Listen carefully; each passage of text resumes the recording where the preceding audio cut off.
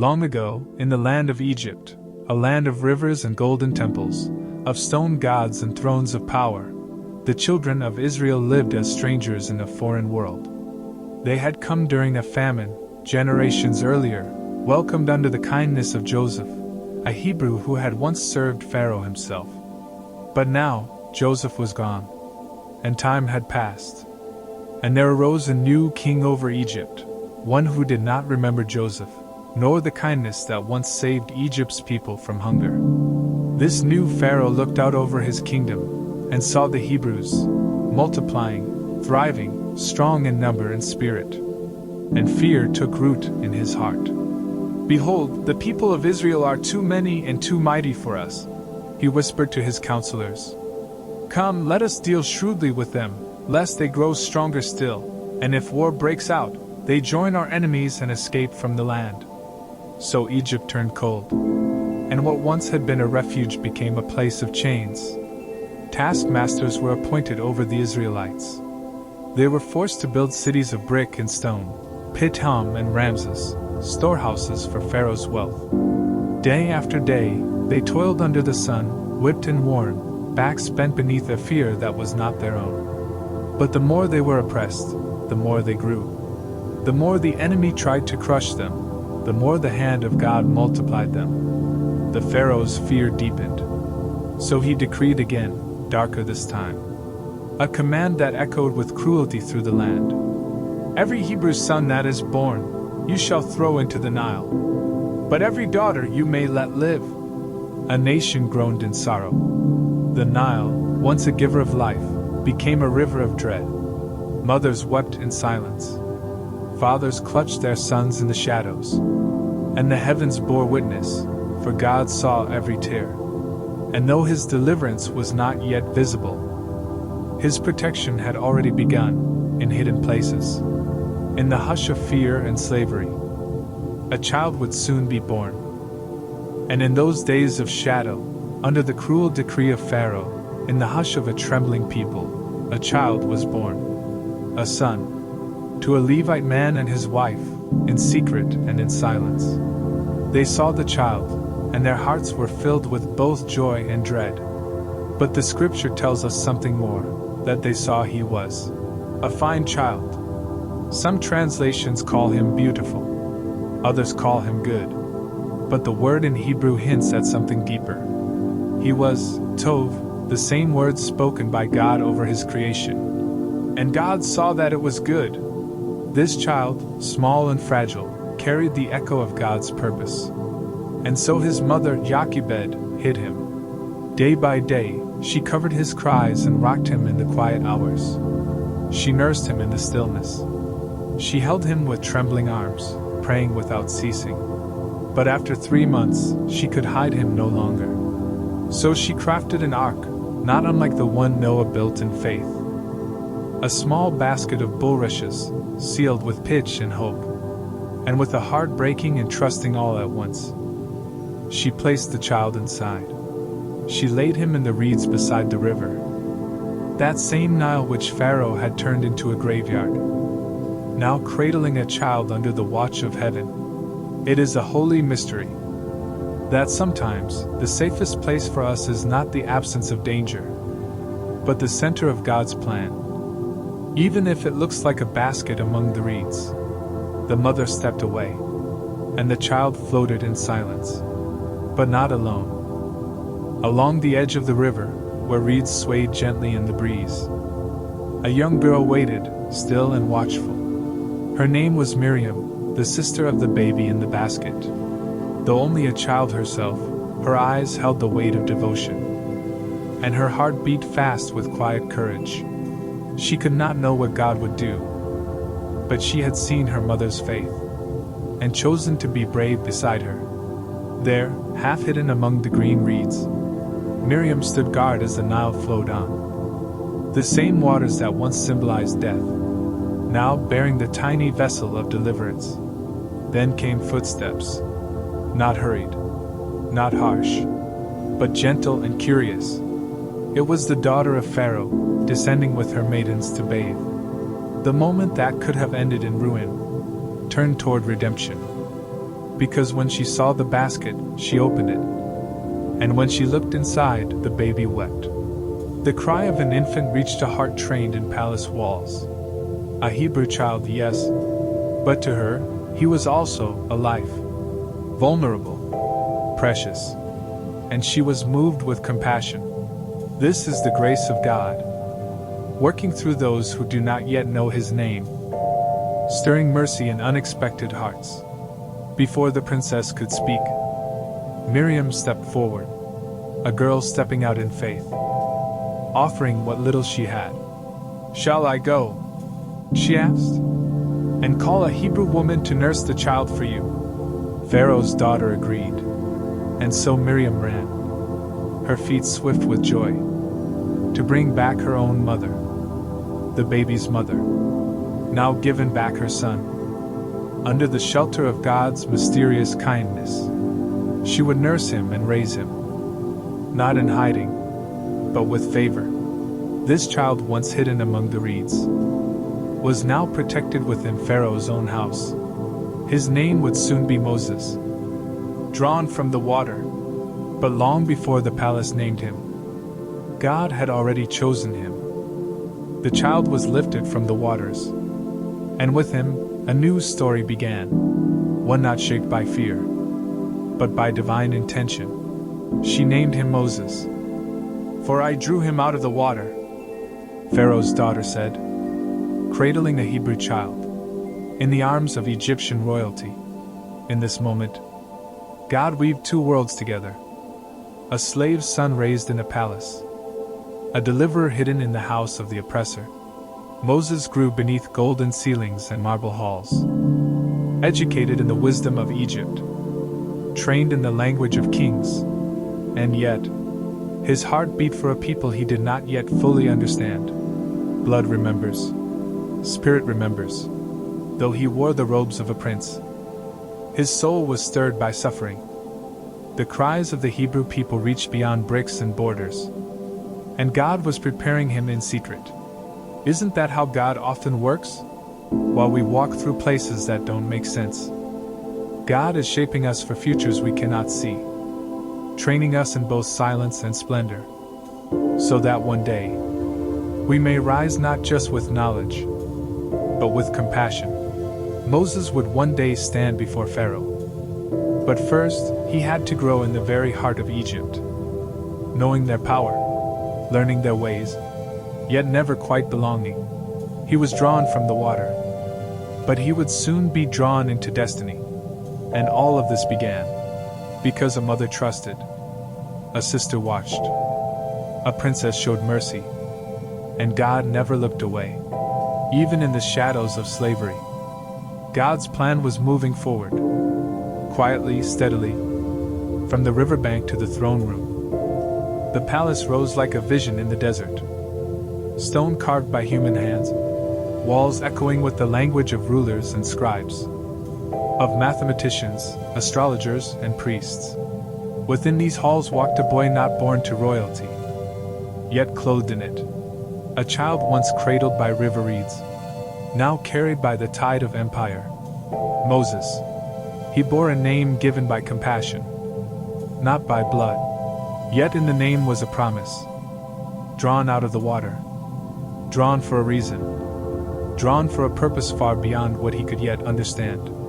He was raised among the elite, tutored in science and speech, taught to command, to lead, to think as the Egyptians thought. They trained him for greatness, never knowing he was already set apart by the hand of God. The gold on his wrists did not change the cry in his soul, though he dined with princes. His heart was tethered to the distant sorrow of a people bent beneath burden, the Hebrews, his people. Sometimes God places us in rooms where we feel out of place, not to abandon us, but to prepare us, to let us see how power works, to learn systems from the inside, so we might one day dismantle them with truth. In Pharaoh's court, Moses was not just being educated, he was being sharpened. He learned the tongue of leaders, so one day he could speak God's words before a king, he learned the customs of oppressors. So one day, he could challenge them not with fists, but with the authority of heaven. And through it all, God was silent, yet present, still, yet watching. Isn't that how preparation feels? Like a long stretch of silence before the storm of purpose. We wonder if we're in the wrong place, too far from calling, too close to compromise. Yet God is planting something deep within us that only time, trial, and truth can water. In the palace, Moses learned what it meant to wear robes of power, but he also began to feel the weight of injustice. And though he could not yet name it, the ache in his chest was holy. It was the stirring of destiny. Even in royal garments, Moses could not ignore the cries that echoed in his soul. The echo of groaning labor, of shackles and overseers, of men forced to build a kingdom not their own. It was supposed to be a normal day, but injustice rarely announces itself. It bleeds into the ordinary, hidden behind the routine of suffering that too many have grown used to. But not Moses.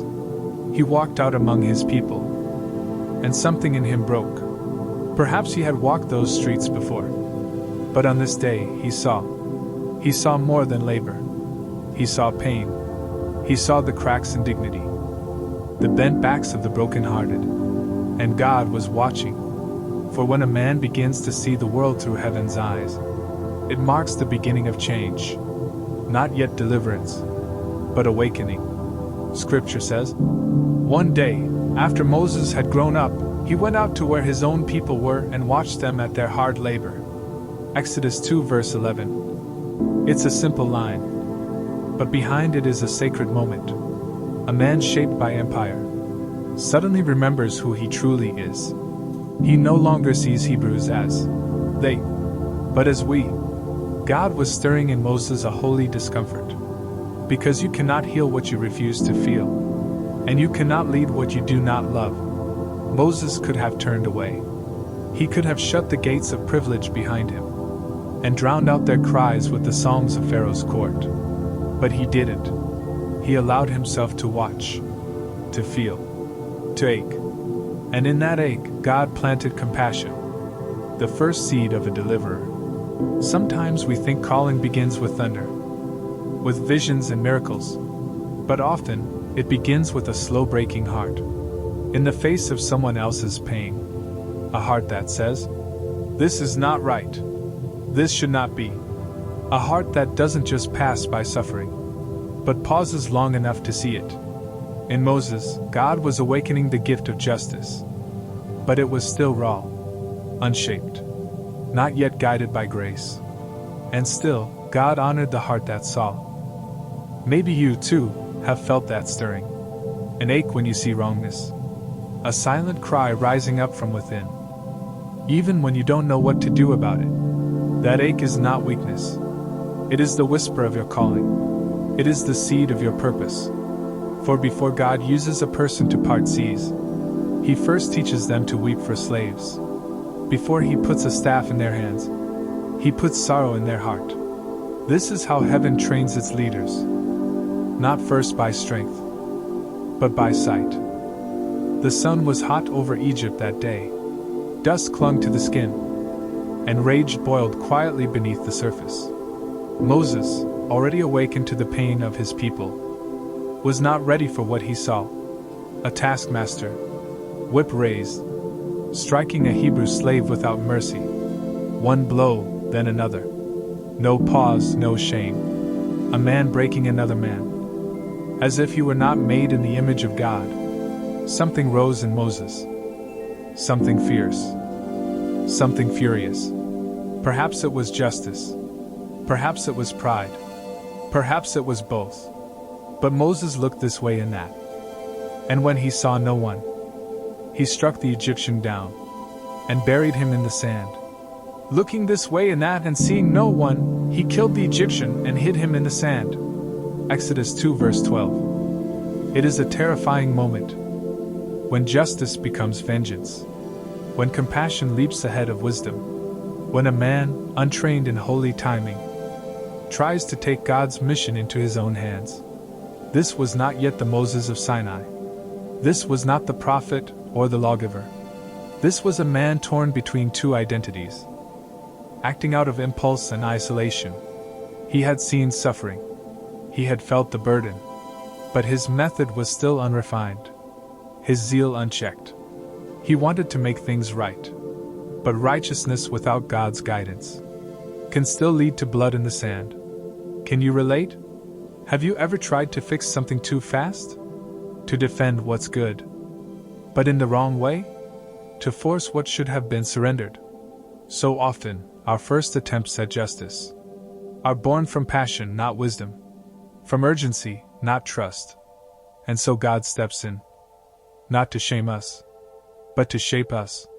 Moses thought no one had seen, but God sees everything, even what we bury in the sand. And still, He doesn't turn away. Because calling is not for the perfect. It is for the willing. Even the broken parts of Moses' story would one day be redeemed. This failure, this misstep, would become the doorway to the wilderness, where God would refine him for 40 silent years. Sometimes, failure is the beginning of preparation. Sometimes, the wilderness is the place where God breaks pride and builds humility. Moses had defended a man, but he had not yet learned how to deliver a people. There's a difference. Deliverance requires more than fury. It requires God. It requires timing. It requires surrender.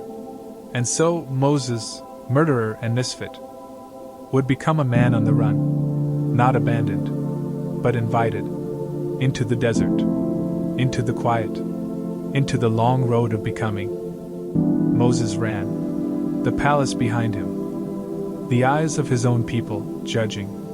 He had thought they would understand, that they'd see his heart, that he had chosen them. But pain does not always recognize its healer, and deliverance forced too soon can feel like betrayal. Who made you ruler and judge over us? Exodus 2 verse 14. The words cut deeper than Pharaoh's punishment could. Moses fled not just from wrath, but from rejection, confusion, and the unbearable ache of not belonging anywhere. Raised in the halls of power, his heart beat for the oppressed. But now, cast out by both worlds, he wandered into the dry places, where dust stings the eyes, and questions echo in the wind. And yet, it is in the wilderness that God begins his quietest work. Here, away from titles and expectation, he begins to unravel the layers of identity Moses had wrapped around himself. Not prince, not rebel, not savior, just man. A man stripped down, to silence, to soil, to solitude. Midian was not the end. It was the forge. And the forge is never comfortable. Moses found a well. And at that well, he found a new life. Not of prestige, but of purpose. He helped strangers. He drew water. He stayed. The priest of Midian gave him a daughter, Zipporah, to marry. They bore a son, Gershom. And Moses named him, saying, I have become a foreigner in a foreign land. Exodus 2 verse 22. Still aching, still displaced, but now rooted in the ordinary rhythms of tending sheep, building a family, learning to wait. In the courts of Pharaoh, Moses had learned power. In the wilderness of Midian, he would learn patience. God had not abandoned him. He was shaping him. Deliverance would not come from status, but from surrender. God doesn't call the perfect. He calls the prepared. And the wilderness is his sacred classroom. So if you find yourself wandering, questioning, waiting, do not despise the silence. Do not curse the dust. God may be drawing you into the very space where he will speak your name. Moses had once walked marble halls. Now he treaded dust-covered paths. The grandeur of Egypt had been exchanged for the simple rhythm of shepherding, and the silent, wide skies of Midian. He was no longer addressed as son of Pharaoh's daughter, no longer bathed in the scent of power and purpose. Now, the wind was his companion, the sheep, his quiet responsibility, and the mountains, his silent cathedral. This was not the life he expected, but it was the life God would use. From exile to embrace. Midian was foreign soil, and yet it would become home, a place where the ache of displacement slowly gave way to peace. Here, he was given refuge, not just from Pharaoh's judgment, but from the crushing weight of unmet expectations. He had tried to deliver his people in his own strength, and failed. Now God was delivering him from himself. I have been a stranger in a strange land. Exodus 2 verse 22. The words he spoke at his son Gershom's birth carried sorrow, but also honesty. This new life would not erase the past, but it would offer space to heal from it. He married Zipporah, the daughter of a priest, and learned how to dwell in a life of obscurity and service. The desert became his teacher, and the years, 40 of them, were not wasted. They were sacred. The long silence, 40 years.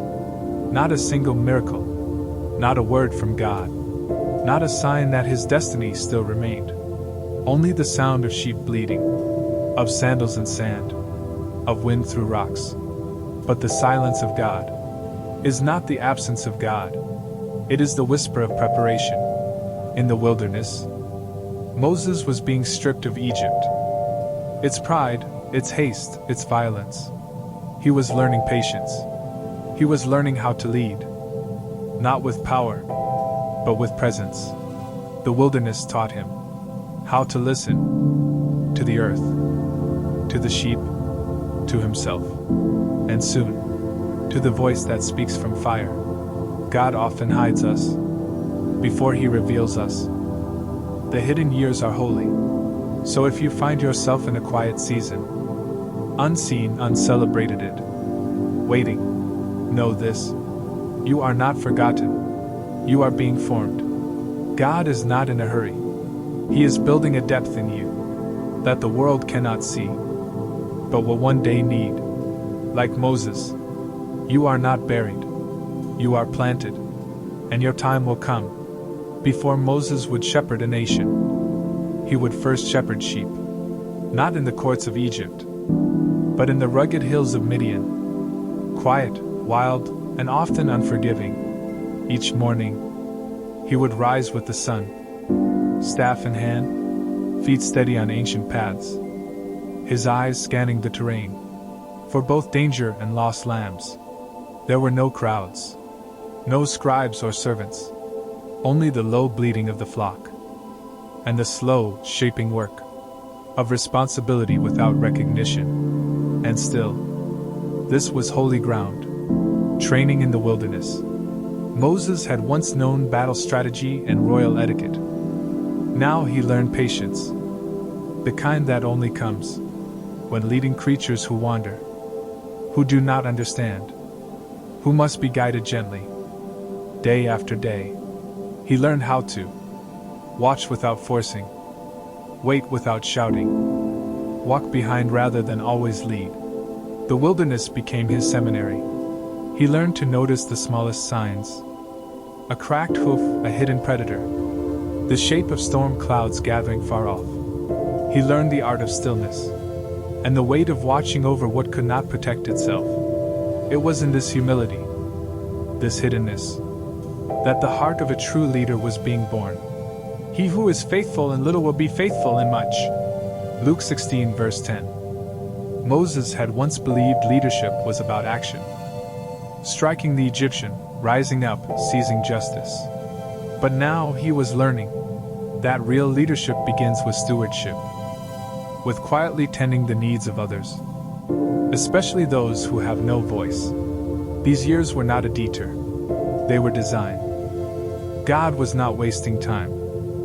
He was preparing a heart that could bear the weight of his people. Because to lead God's people, you must know God's pace. You must learn the patience of the shepherd, the tenderness of the guardian, the long-suffering of the watchman. God was molding Moses, not into a warrior king, but into a servant leader. And that formation does not come in palaces. It comes on dusty hills, among sheep. Moses may not have known it, but every footstep across the hills of Midian, every lost lamb found, every moment of solitude, was shaping him for a much greater calling. He was being trained to carry not only the burdens of beasts, but the cries of a nation. He was learning how to listen to the voiceless, so that one day he could hear the voice of God. And so today, if your calling feels small, if your days feel quiet, if the task before you seems simple and unseen, know this. This is preparation. You are being formed by the same hand that formed Moses. The humble work matters. The silence matters. The service matters. Because every shepherd's path can one day become the path of a deliverer. The air was still, the sun brushing gold across the barren ridges of Horeb, a mountain forgotten by kings, but remembered by God. Moses climbed slowly, as he had many times before, leading his flock through the folds of the wilderness, searching for water, for grass, for rest. It was an ordinary day, in an ordinary place, until it wasn't. A sacred name in a silent place. This mountain had no temple, no priest, no visible glory, and yet it would become a place of first encounter. The Bible simply says, "He came to the mountain of God, to Horeb." Exodus 3 verse 1. No thunder, no lightning, just a man, and a mountain, and a God waiting to speak. This was how God worked in Moses' life. Not in the fanfare of Egypt, but in the loneliness of exile. He waited until Moses had stopped striving, until the ambition had burned down, until he could hear the whisper behind the wind, and then he called. Moses didn't know this mountain would one day tremble beneath fire and cloud, that it would become the place where the law would be given, and a nation would bow in awe. To him, it was simply the next ridge, the next shadowed valley to pass through with the sheep. But God was there, watching, waiting, because God doesn't need us to be in cathedrals, or sanctuaries, or sacred cities. He meets us in the wilderness. This is what Horeb would become, a place where God came down, where a man, weary and wandering, would begin to understand that no place is too dry for God to speak. There are places on earth that become holy, not because of their beauty, but because of God's presence. Horeb was dry, barren, lifeless to the eye, but in the eyes of heaven, it was rich with purpose. There is great mystery in how God chooses his moments. We do not control them, we only follow, step by step, doing what is before us. And yet we must be ready for the day when the ordinary path becomes a doorway to the divine. Because when we are faithful in the fields, God brings us to mountains. It began with a flicker, just beyond the bend of the mountain trail. Moses saw it, a flame dancing on a desert bush. It burned, but the branches were not consumed. This was no wildfire, no heat of the sun. This was something else, something alive. He stopped, curious, cautious, drawn like a moth to the mystery. Moses had seen fire. He had built it, fed it, cooked over it, but never like this. Never a flame that defied nature. Never a fire that spoke without consuming. It was as if heaven had touched earth, in the smallest of ways, in thorns and desert dust. The bush was burning, yet it was not consumed. Exodus 3 verse 2. In this moment, God used what Moses would understand, fire, to introduce what Moses could never imagine, glory.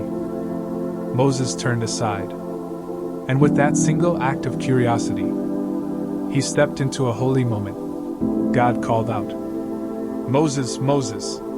Exodus 3 verse 4. Twice. like a parent calling their child. Firm, familiar, full of intention. And Moses answered, not with confidence, but with the humility of a shepherd. Here I am, the voice from the flame said. Do not come any closer. Take off your sandals, for the place where you are standing is holy ground. Exodus 3 verse 5. Not because the rocks had changed, but because God had arrived. Wherever God meets us, in the quiet, in the pain, in the waiting, becomes sacred. That day, the wilderness was not wild. It was worship. The silence became sanctuary. Then came the unveiling, not just of power, but of identity. I am the God of your father, the God of Abraham, the God of Isaac, and the God of Jacob. Exodus 3 verse 6. This was not a new deity, not a foreign spirit, but the God of promise, the one who remembered the covenant, even when the people were forgotten by Pharaoh. And Moses, the prince turned shepherd, hid his face. For the first time in decades, he realized he was not alone. God had never left his people, and he had never left Moses. The bush burned, not to impress, but to invite. This was not spectacle. It was summons. God doesn't call from palaces.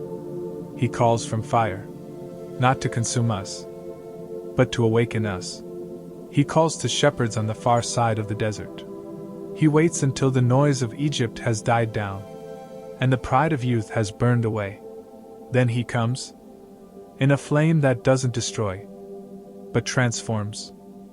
In the quiet of the wilderness, where the wind moves slowly through the sand, and time feels like a slow breath of the earth, Moses stood barefoot before a flame that burned but did not harm. The bush crackled softly, its branches glowing gold, but the leaves did not fall.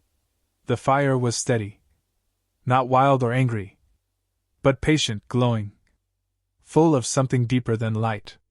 It was a fire of presence. The voice came again, gentle yet firm, strong yet still. I have surely seen the affliction of my people. God had seen, not from afar, not from behind the stars, but up close, with eyes of compassion, with a heart that remembered. I have heard their cry, and I have come down to deliver them. Moses listened, his heart slow and wide withal. The God of his ancestors, the God of covenant and story, was not silent after all. And now, this same God was calling him, by name, to go, to stand before Pharaoh, to speak on behalf of the enslaved. It felt impossible. Moses, the exile. Moses, the wanderer. Moses, who had run away. Who am I? He whispered. That I should go? The answer was not a list of strengths, not a promise of ease, not even a reassurance. Instead, it was a name, a quiet flame, whispering across the centuries. I will be with you. And when Moses asked, what if they ask who sent me? God spoke words that felt like the slow turning of the universe. I am who I am, not a name to control, not a title to define, but a presence, a being, a breath that never ends. Tell them, I am has sent me to you. It was the name that held all others. The soundless heartbeat of heaven, the eternal now, the God who is not only yesterday, not only someday, but here, now, the God who was with Abraham, with Isaac, with Jacob, was now with Moses, and he would be with you, in the hush of the night, as the stars turned slowly above Midian. Moses stood near a fire that burned with no smoke. The wind whispered through the wilderness still, gently brushing against the folds of Moses' robe, as he stood, heart trembling, before the fire that did not burn. He had heard the voice of God. He had seen the holy flame. And yet, something deep inside him faltered. Who am I? He whispered. That I should go? Not as a question of pride, but as a confession of fear. He was only a man, a wanderer, an exile, a soul shaped more by silence than by speeches. He had run from Egypt, buried his past beneath the desert sands, and now he was being called to return, to stand before kings, to speak for a people not his own. He looked at his hands, weathered, callous from years of shepherding, not the hands of a leader, not the hands of a prophet, but God saw more. I will be with you, the voice had said.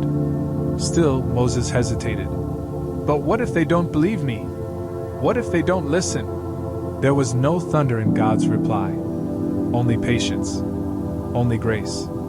A father bending low to lift the chin of a frightened child. And then, a deeper fear stirred within Moses. I am not eloquent, he said. I am slow of speech, slow of tongue. His voice cracked like dried branches. He felt the weight of every past failure. Every word he'd once tried and fumbled. But the fire did not dim, and the voice of God remained steady, tender but strong. Who gave man his mouth? Who makes him mute or deaf, seeing or blind? Is it not I, the Lord? Now go. I will be with your mouth, and teach you what to say. But Moses still turned inward, still unsure, still wrestling. Please, Lord, send someone else. And in that moment, God did not turn away. He did not shame Moses.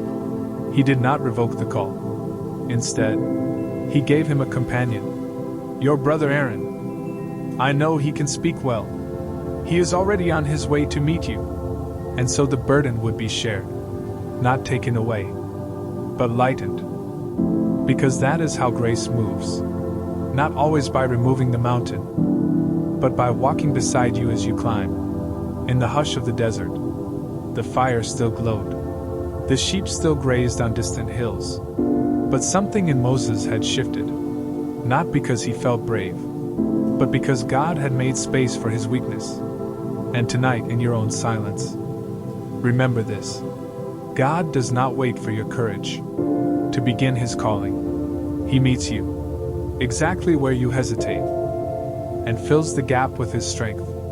Sleep now, held by the same presence that calmed Moses' trembling heart. The God who called him calls you too, not because you are enough, but because he is. Night still clung to the edge of the wilderness. The stars had not yet faded.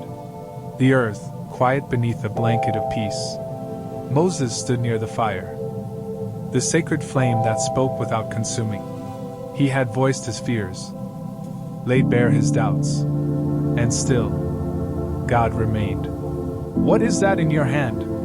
The voice of the Lord came soft yet sure. Moses looked down. It was only his staff, the simple shepherd's rod he had carried through the hills, used to guide the flock, leaned upon in weariness, worn smooth by the journey, familiar, ordinary. A staff, he answered. Throw it to the ground, said the Lord. Moses obeyed, and in an instant, the staff became a serpent, alive and slithering across the dust. Startled, Moses stepped back. His breath caught, his heart quickened. But again the voice came. Reach out your hand, take it by the tail. Trembling, Moses obeyed, and as his fingers closed around it, the serpent stiffened and became a staff once more, a sign, not to terrify, but to reassure. The God of heaven, who rules stars and soil, had power even over what Moses feared, and he was with him. Then came another sign. God told Moses, place your hand inside your cloak. He did, and when he drew it out, his skin was pale and diseased, leprous like snow. But God was not done. Now put it back, the voice said, and again, obedience was met with wonder. Moses' hand returned whole, restored, healed. Signs, not just for Pharaoh, not just for Israel, but for Moses' heart. God knew his hesitation, his need for reassurance, his private wondering, "Will you really be with me?" And so, the Lord answered with evidence, grace woven into the ordinary. "If they do not believe these two signs," said the Lord, "then take water from the Nile, pour it on the ground, and it will become blood." 3 signs, 3 reminders, not of Moses' strength, but of God's presence. So often, we look at what's in our hands and think it's too small, too common, too weak to be used by God. But that same staff, dry, worn, and carved by desert winds, would one day part seas. It would bring water from rock. It would be raised high as a symbol of deliverance. Because in God's hands, even the ordinary becomes holy. And tonight, if you feel too simple, too hesitant, too uncertain to be used by the Lord, remember this. He begins with what's already in your hand, and then He transforms it. Not to make you powerful, but to make you trust. Let your heart rest now. Let your fears be quieted. You are not alone in your calling. The signs may not always be dramatic, but they will come. In whispers, in wonders, in quiet confirmations of love. Sleep, knowing that the same God who gave signs to Moses has not forgotten you. The desert air was still. The flames of the bush flickered softly. Not in anger, but in patient presence. Moses had seen the signs. He had heard the voice of God. Yet still, he hesitated. "But Lord," he said quietly, "I am not eloquent. Not before. Not even now. I speak slowly. My tongue is heavy." It was not just fear of Pharaoh. It was the fear within himself. That he would fail. That he was not enough. But God was not impatient. He did not withdraw his calling. Instead, he leaned in closer. With compassion. With understanding. With help. "Who made man's mouth?" God asked. "Gentle and strong. Who makes him mute or deaf? Seeing or blind? Is it not I, the Lord? Now go, and I will be with your mouth. I will teach you what to say." Still, Moses wavered. "Please, my Lord, send someone else." And so, God made provision for Moses' weakness. "Your brother Aaron is on his way to meet you," the Lord said. "He is a good speaker, and when he sees you, his heart will be glad." In that quiet desert moment, God gave Moses a gift. Partnership. Aaron would not only speak, he would walk beside. A companion for the road ahead. A brother to carry part of the burden. Sometimes, we carry dreams or callings that feel too large for our voices. We look at our limitations and forget the God who called us already knew them.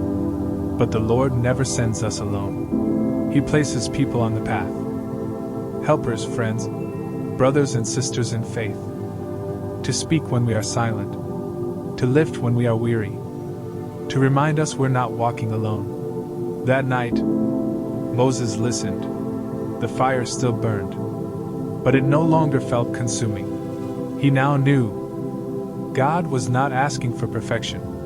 He was offering partnership, guidance, patience, peace. As you rest tonight, if your heart has ever whispered, "But Lord, I'm not enough," know this: God hears, God sees, and God sends help. Aaron was already on his way, before Moses even knew to ask. Just as answers may already be moving toward you, even in this quiet hour. So breathe deeply. Let your mind release the pressure to be perfect.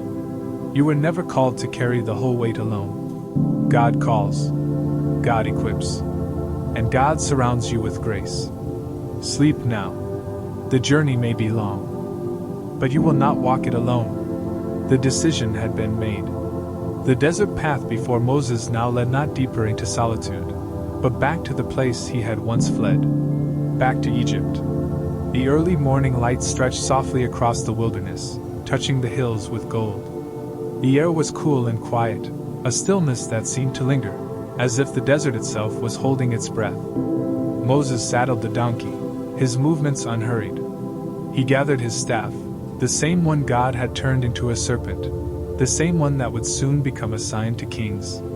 Zipporah, his wife, stood nearby, gently securing their children for the journey.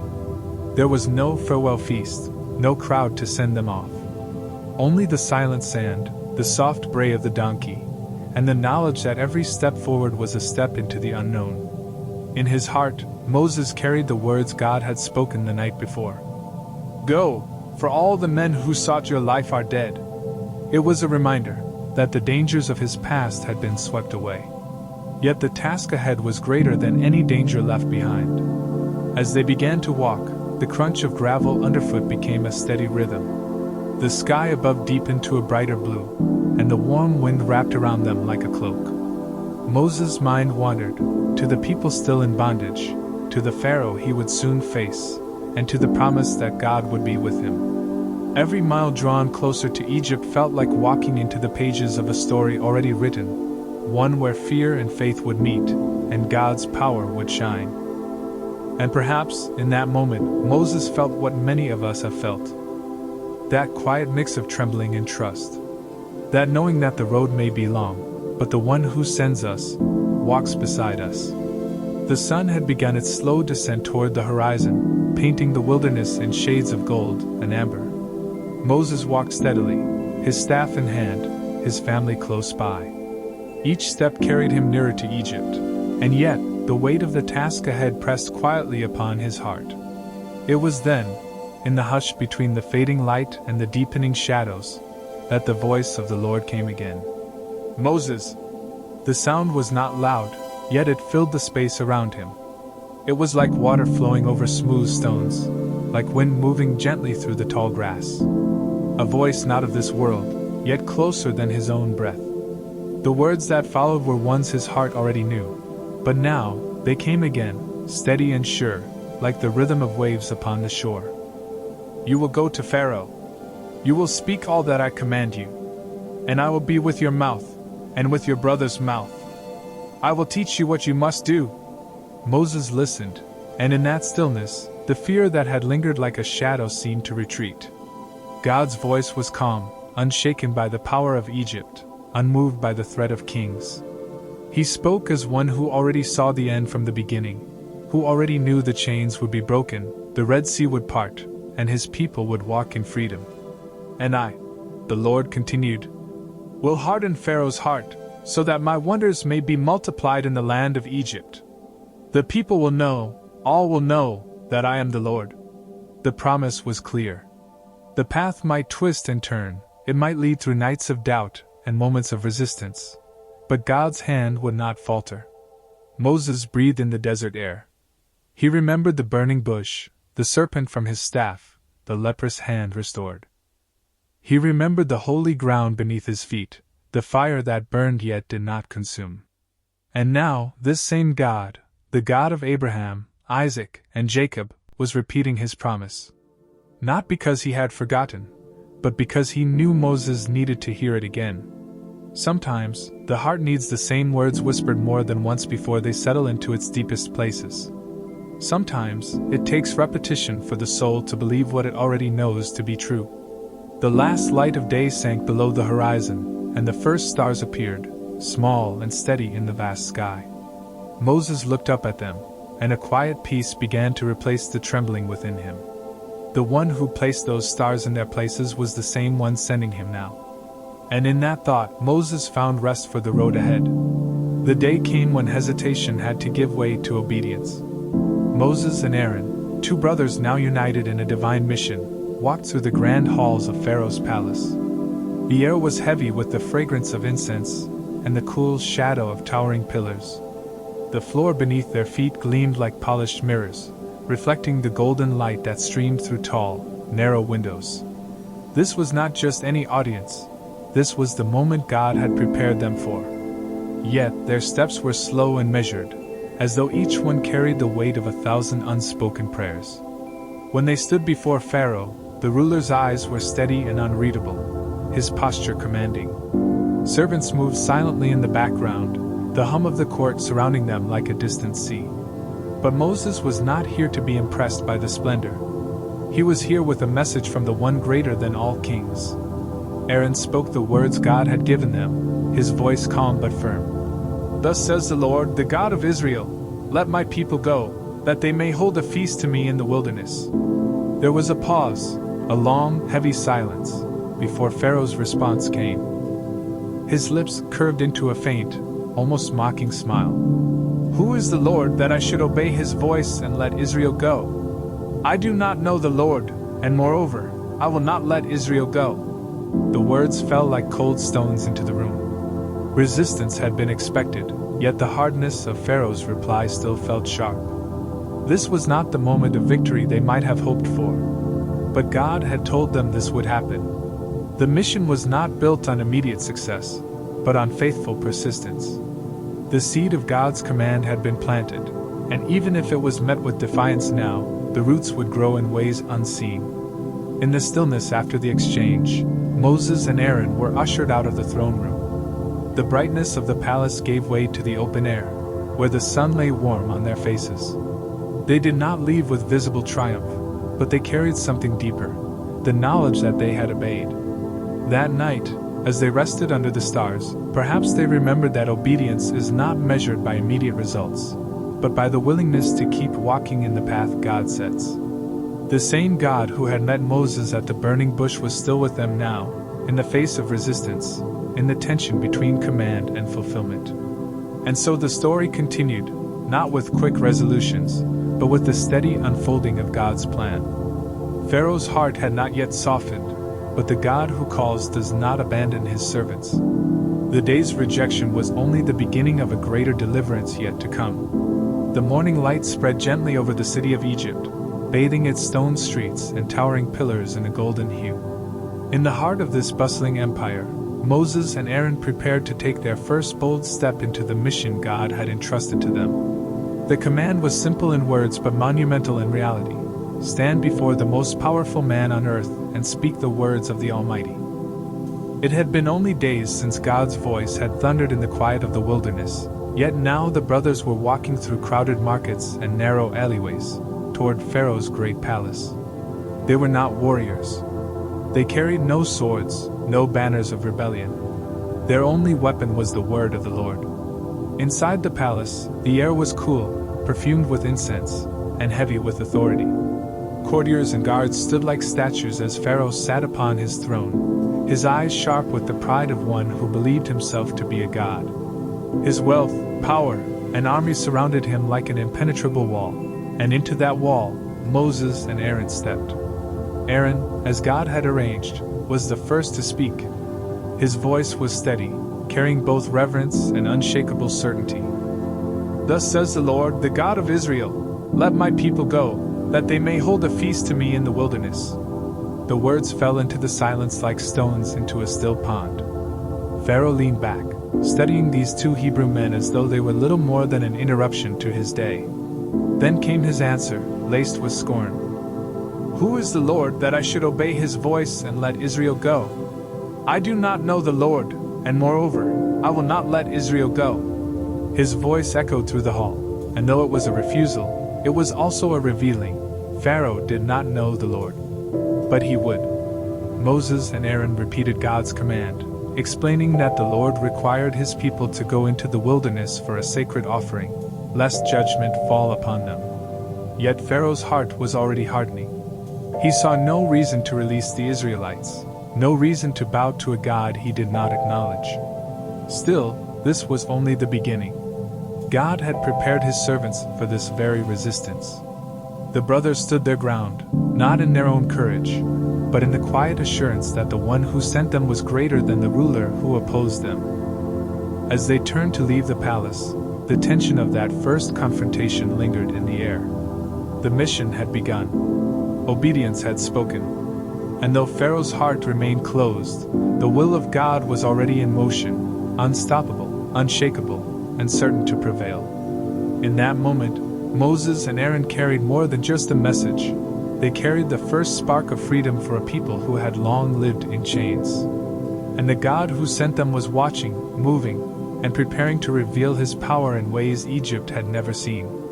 The air in Egypt seemed to grow thicker after Moses and Aaron's first meeting with Pharaoh. What had begun as a bold step of obedience quickly met with harsh resistance. Pharaoh's face had been stern, his voice cold, his heart unyielding. Instead of granting the Israelites relief, he gave them heavier loads to bear. "No more straw will be given to the people," Pharaoh commanded. "Let them gather it themselves, yet the number of bricks they must make will not be reduced." The message spread like fire through the labor camps. Men and women, already weary from long days, now bent lower under the sun, their feet blistered from walking farther to find straw. Every task took longer, every hour felt heavier. The sound of whips cracked in the distance, mingling with the groans of those who worked without rest. The Israelites turned their eyes toward Moses and Aaron, not with gratitude, but with frustration and despair. "What have you done to us?" they cried. "You have made us a stench in Pharaoh's sight. You have put a sword in his hand to kill us." Moses felt the weight of their words like a stone pressing into his chest. He had come to bring freedom, yet here they were, suffering more than before. In the quiet of the night, when the campfires burned low, Moses lifted his voice to God. "O Lord, why have you brought trouble upon this people? Why did you send me? Since I went to Pharaoh, he has brought nothing but harm, and you have not rescued your people at all." The silence that followed was not empty. It was a silence that held the steady presence of God. Even when his voice was not yet heard, his heart was near. For God knew something Moses could not yet see. The story was still unfolding. Every delay, every burden, every moment of increased suffering was not the end. It was the soil in which deliverance was being planted. Sometimes, in the journey of faith, obedience leads first into harder days before the dawn breaks. It is not because God has abandoned us, but because his purposes are deeper than we can yet imagine. The extra weight, the unanswered questions, the seeming silence, these are not signs of defeat, but part of a process that will one day reveal his glory. And so, in the stillness of that long night, God's unseen hand continued to work. Though the burden had increased, the promise had not changed. Deliverance was coming. Freedom was certain. The God who had called Moses would not fail him, or the people he loved. The air in Egypt grew heavier in those days, not only with the heat of the sun, but with the weight of oppression. Moses and Aaron had gone to Pharaoh with the Lord's command, speaking words they knew were not their own. "Let my people go, that they may hold a feast to me in the wilderness." But instead of mercy, they were met with scorn. Pharaoh's eyes hardened, his lips curling into a cold sneer. To him, the request was an insult, a challenge to his authority. And so, instead of easing the people's suffering, he tightened the chains. He ordered the overseers, "You shall no longer give the people straw to make bricks, as before. Let them go and gather straw for themselves. But require of them the same number of bricks as before. Do not reduce it. For they are lazy. That is why they cry out, 'Let us go and sacrifice to our God.'" From that moment, life for the Hebrews became almost unbearable. The work that had already been crushing now became impossible. Men who labored in the fields spent precious hours searching for dry stubble and scattered straw. Women and children, too, joined in the desperate search, their fingers scraped and bleeding from pulling brittle stalks from the earth. Yet at the end of the day, the quotas remained the same. And if they failed, if the piles of bricks fell short, the overseers' whips answered with a crack. The cries of the people reached Moses' ears. They were bitter cries, full of anguish and confusion. "May the Lord judge you," some said to him. "For you have made us a stench in Pharaoh's sight, and put a sword in his hand to kill us." The words cut deep, for Moses had not come to bring more pain. He had come because God had sent him to bring freedom. It is often like this in the life of faith. We obey, and yet the immediate result is not relief, but resistance. We step into God's calling, only to find the ground growing harder beneath our feet. And in those moments the heart whispers, "Did I hear him correctly? Have I failed?" But what Moses could not yet see was that the burden increasing was not a sign of God's absence. It was the beginning of his deliverance. The deeper the chains cut, the more the people's cry for freedom would grow. The Lord was stirring their hearts, making them ready to leave Egypt behind forever. In the quiet of the night, when the desert wind cooled the city and the moon traced silver paths across the Nile, God was still at work. The same God who had heard their groans for generations was listening still. The same God who had spoken to Moses from the burning bush had not forgotten his word. And so, though the burden increased, the promise remained. Freedom was coming, just not in the way they expected, and not yet in the time they desired. For the Lord was not only rescuing them from Egypt, he was teaching them to trust him in the darkness before the dawn. The air in Egypt felt heavier than before. The cries of the people, once muted by hope, now carried a sharper edge of despair. Ever since Moses and Aaron had gone to Pharaoh with God's message, "Let my people go," life had not become easier for the Israelites. Instead, Pharaoh's heart had hardened, and his commands had grown crueler. No longer were the people given straw for their bricks, yet their quota remained the same. The overseers' whips fell harder. The groans of the slaves filled the night. Moses felt the weight of their pain. He had stepped forward in obedience to God, only to see the suffering of his people grow. When he passed through the streets, eyes followed him, not with gratitude, but with frustration, even accusation. The leaders of Israel confronted him. "You have made us a stench in Pharaoh's sight. You have put a sword in his hand to kill us." The words pierced Moses' heart. He carried their pain as if it were his own. In the quiet of the night, he went before the Lord and spoke with raw honesty. "Lord, why have you brought trouble upon this people? Why did you ever send me?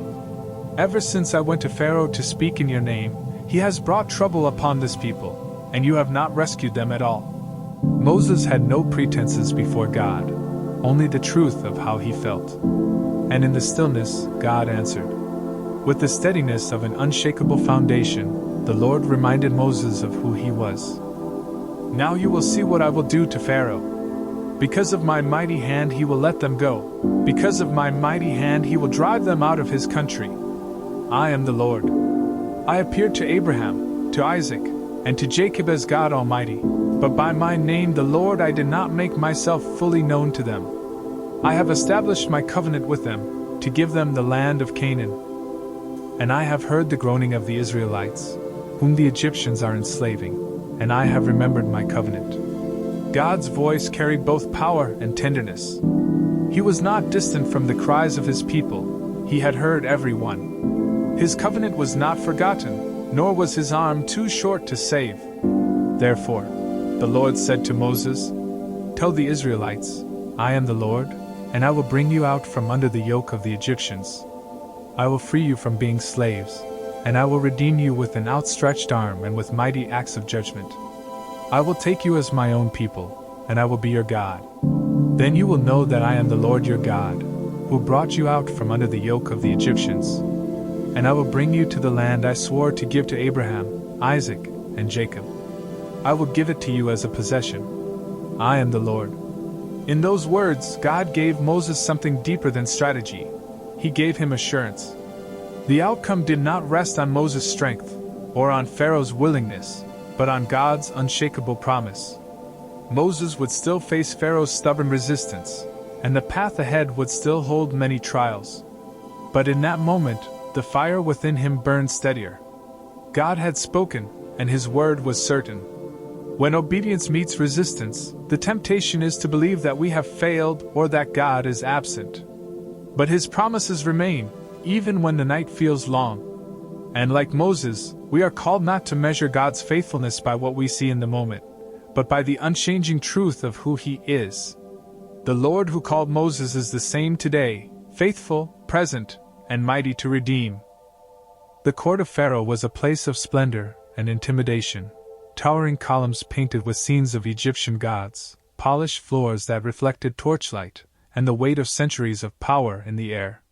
Yet Moses and Aaron walked into that place carrying nothing but a shepherd's staff and the word of the living God. The Lord had told them what to do. This would be the first sign, A demonstration, not to entertain, but to declare that the God of Abraham, Isaac, and Jacob was no small desert deity. He was the Lord over all the earth. Aaron stepped forward, holding the wooden staff in his hands. It had been, for many years, an ordinary tool, guiding sheep, steadying footsteps, pushing back thorny bushes in the wilderness. But in the hand of God, even the most ordinary object can become a vessel of power. Pharaoh sat on his throne, his eyes cool and curious. He had heard the demand, "Let my people go." But to him, the request was laughable. Who was this God compared to the gods of Egypt? Who was Moses compared to the great Pharaoh? Aaron cast the staff to the ground. And before their eyes, the wood twisted and shifted, its grain rippling like waves on water. The straight length of staff bent and curved, its surface alive, scales glistening in the torchlight. It became a living serpent, coiling and moving across the marble floor. Gasps rose from the court, and for a moment, silence hung heavy.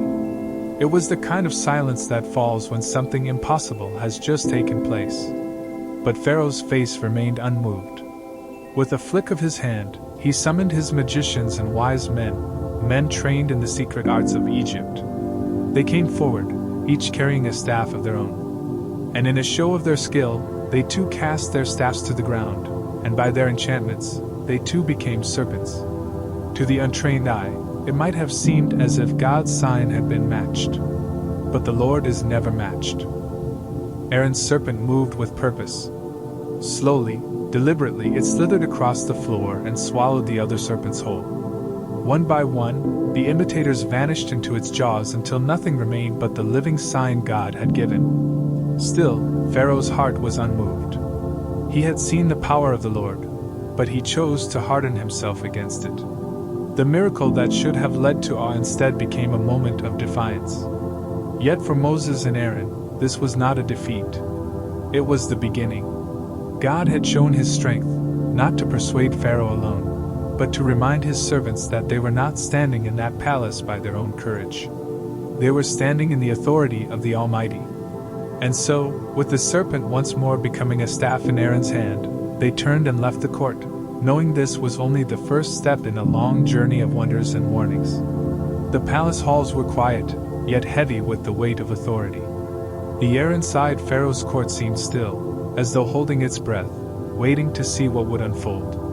Moses and Aaron stepped forward together, each step deliberate and unhurried, the soft sound of their sandals against the stone floor echoing faintly. They had come not in their own power, but under the command of the Lord, the one who had sent them into the very heart of Egypt's might. Pharaoh sat upon his throne, surrounded by his officials. His gaze was cold, assessing these two men who dared to stand before him with a message from a God he did not acknowledge. "Show me a sign," he said, his voice calm but laced with challenge. It was not curiosity that moved him, but a hardened pride. Aaron stepped forward, holding the shepherd's staff that had been with them through so many journeys. With steady hands, he laid it on the ground before Pharaoh. In that moment, it was no longer wood in human hands. It became a living serpent, moving with a silent, sinuous motion across the polished floor. The court gasped in surprise, the eyes of every official drawn to the miracle unfolding before them. Pharaoh's expression did not soften. He called for his magicians and wise men, and they came quickly, bringing their own staffs. Through their secret arts, they too cast their rods upon the ground, and each one became a serpent. For a moment, the floor was alive with their twisting forms. But then, the Lord showed his power in a way that could not be matched. Aaron's serpent moved with calm authority, gliding toward the others, and one by one, it swallowed them whole. There was no rush, no violence, only the quiet certainty that nothing could stand against the will of the Lord. When it was done, the serpent became a staff again in Aaron's hands, just as before. But Pharaoh's heart remained unmoved. He had seen the sign, yet he would not yield. Pride and defiance held him fast, and he turned away from the message they carried. Moses and Aaron left the court as they had entered, not defeated, for their strength was not in Pharaoh's response, but in the God who had sent them. Outside, the warm desert air greeted them, and the sky stretched wide above Egypt. The Lord had begun to reveal his power, step by step, and no force on earth could alter his plan. In the stillness of that moment, the lesson was clear. It is not the hardness of man's heart that determines the outcome, but the steadfast will of the Almighty. His purposes unfold in perfect time, and his hand moves with quiet authority, until all will know that he is the Lord. The next morning came with the same golden light that always bathed the land of Egypt. Yet unseen to most, the days ahead would not follow the ordinary rhythm of harvest and trade.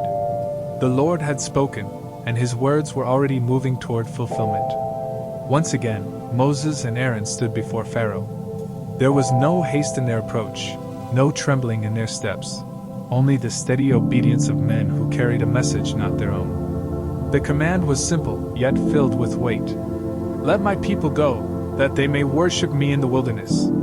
But Pharaoh's heart was set like stone. His eyes narrowed, and his lips pressed into a thin line. "Who is the Lord," he said, "that I should obey his voice and let Israel go?" The question was not born of ignorance, but of defiance. The Lord, knowing the pride that ruled Pharaoh's heart, had already told Moses what would come. This first sign would not bring release. It would bring a beginning of wonders and judgments that would unfold like waves upon the sea, one after another, until Egypt knew there was none like the God of Israel.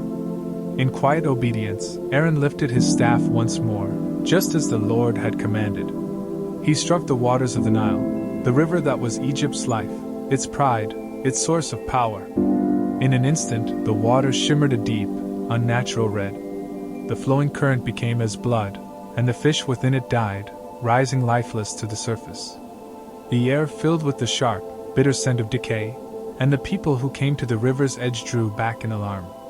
But Pharaoh, watching from the safety of his court, did not bow. He summoned his magicians, and they, through their hidden arts, mimicked the sign. The imitation gave him reason to harden his heart once again. Without a word, he turned away and returned to his palace, untouched by the suffering beginning to unfold around him. For 7 days, the Nile remained as blood. The people dug along its banks for clean water, their lives disrupted, their hearts uneasy. The land groaned under the first touch of the Lord's hand, yet this was only the beginning. And still, Moses and Aaron knew they were not to measure their mission by Pharaoh's response, but by their faithfulness to God's word. The Lord had said he would be glorified in Egypt, and each step, each sign, was a part of that unfolding story. In the quiet of the night, as Egypt lay restless under the strange shadow of the first sign, the truth stood unmoved. God's purposes are never hurried, never hindered, and never uncertain. The one who holds the rivers in his hand also holds the hearts of kings, and in his time, he will make all things known. The palace of Pharaoh was a place of grandeur and intimidation. Gold glimmered on the walls, servants moved with silent precision, and the ruler of Egypt sat upon his throne, a figure of power, wrapped in authority. Yet, beyond all the riches and earthly strength, another power was quietly at work. The Lord had spoken to Moses and Aaron, giving them not only his instructions but also his assurance. "Stretch out your hand over the waters of Egypt." These words were not simply a command. They were a declaration that heaven's authority would now touch the earth. Moses and Aaron stood before the waters of the Nile, the river that Egypt revered, the source of its life and prosperity. For generations, it had been the heart of the land, its flowing current a symbol of abundance and strength. To strike the Nile was to strike at the pride and confidence of Egypt itself. Aaron lifted his staff, his hand steady. He stretched it out over the waters, just as the Lord had said. There was a pause, a stillness, as if creation itself held its breath. Then the change began.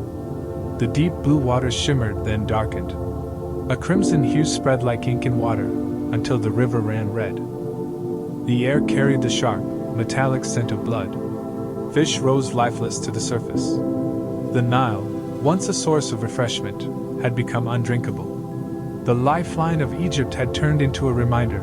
The God of Israel was not distant, not silent. His hand had reached into the affairs of men, and his word would not be ignored. Pharaoh's magicians attempted to copy the sign, and with their secret arts, they too turned water to blood. Yet their imitation could not reverse it. could not restore the river. For all their skill, they were powerless to undo what God had done. 7 days passed with the waters in their state. The people dug around the riverbanks, desperate to find clean water. Life in Egypt slowed under the weight of the sign. And still, Pharaoh's heart remained hard. But for Moses, for Aaron, and for the people of Israel, this was not merely a plague. It was a revelation, the first movement in a great symphony of deliverance. Each act, each wonder, would show more clearly that the God of Abraham, Isaac, and Jacob was sovereign over all nations, all rulers, and all creation. God's hand was stretched out, not in weakness, not in hesitation, but in power and purpose.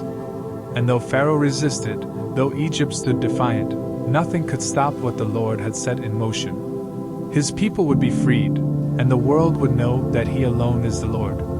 The court of Pharaoh was a place of pride, a hall of polished stone, guarded by pillars that reached high into the shadows above. Pharaoh sat upon his throne, draped in gold and power, his gaze unwavering as Moses and Aaron stood before him. Aaron's voice carried the message once again. "Thus says the Lord, the God of Israel, let my people go." It was not merely a request. It was a summons from the Creator of heaven and earth. Pharaoh's lips tightened. He had already seen the sign of the staff become a serpent. He had already heard the command. Yet his heart was unmoved. So God told Moses, "Pharaoh's heart is stubborn, but I will multiply my signs and wonders in the land of Egypt. When I stretch out my hand, the Egyptians will know that I am the Lord." And the Lord's hand, unseen yet mighty, began to move. The river Nile, the pride of Egypt, would soon bear witness. At the Lord's command, Moses instructed Aaron to lift his staff and stretch out his hand over the waters. The river turned to blood, its life-giving flow now a sign of judgment. Fish rose lifeless to the surface. The air filled with the scent of decay. Egypt's abundance was touched by the finger of God. But Pharaoh's magicians, in their pride, imitated the act. And so Pharaoh's heart hardened further. Still, the Lord was not finished. His hand would stretch out again, frogs swarming the land, filling homes and beds, touching every corner of Egypt. Then, gnats rising from the dust, a reminder that the smallest of God's creations could become a mighty sign when sent with purpose. Each time, Pharaoh's heart grew harder. Yet each time, God's hand grew more evident, steady, unshaken, unyielding. To Moses, it may have seemed a slow march toward freedom. But the Lord was revealing Himself, not only to Pharaoh, not only to Egypt, but to Israel, that they might know their God was faithful, powerful, and sovereign. God's stretched out hand was not only an arm of judgment.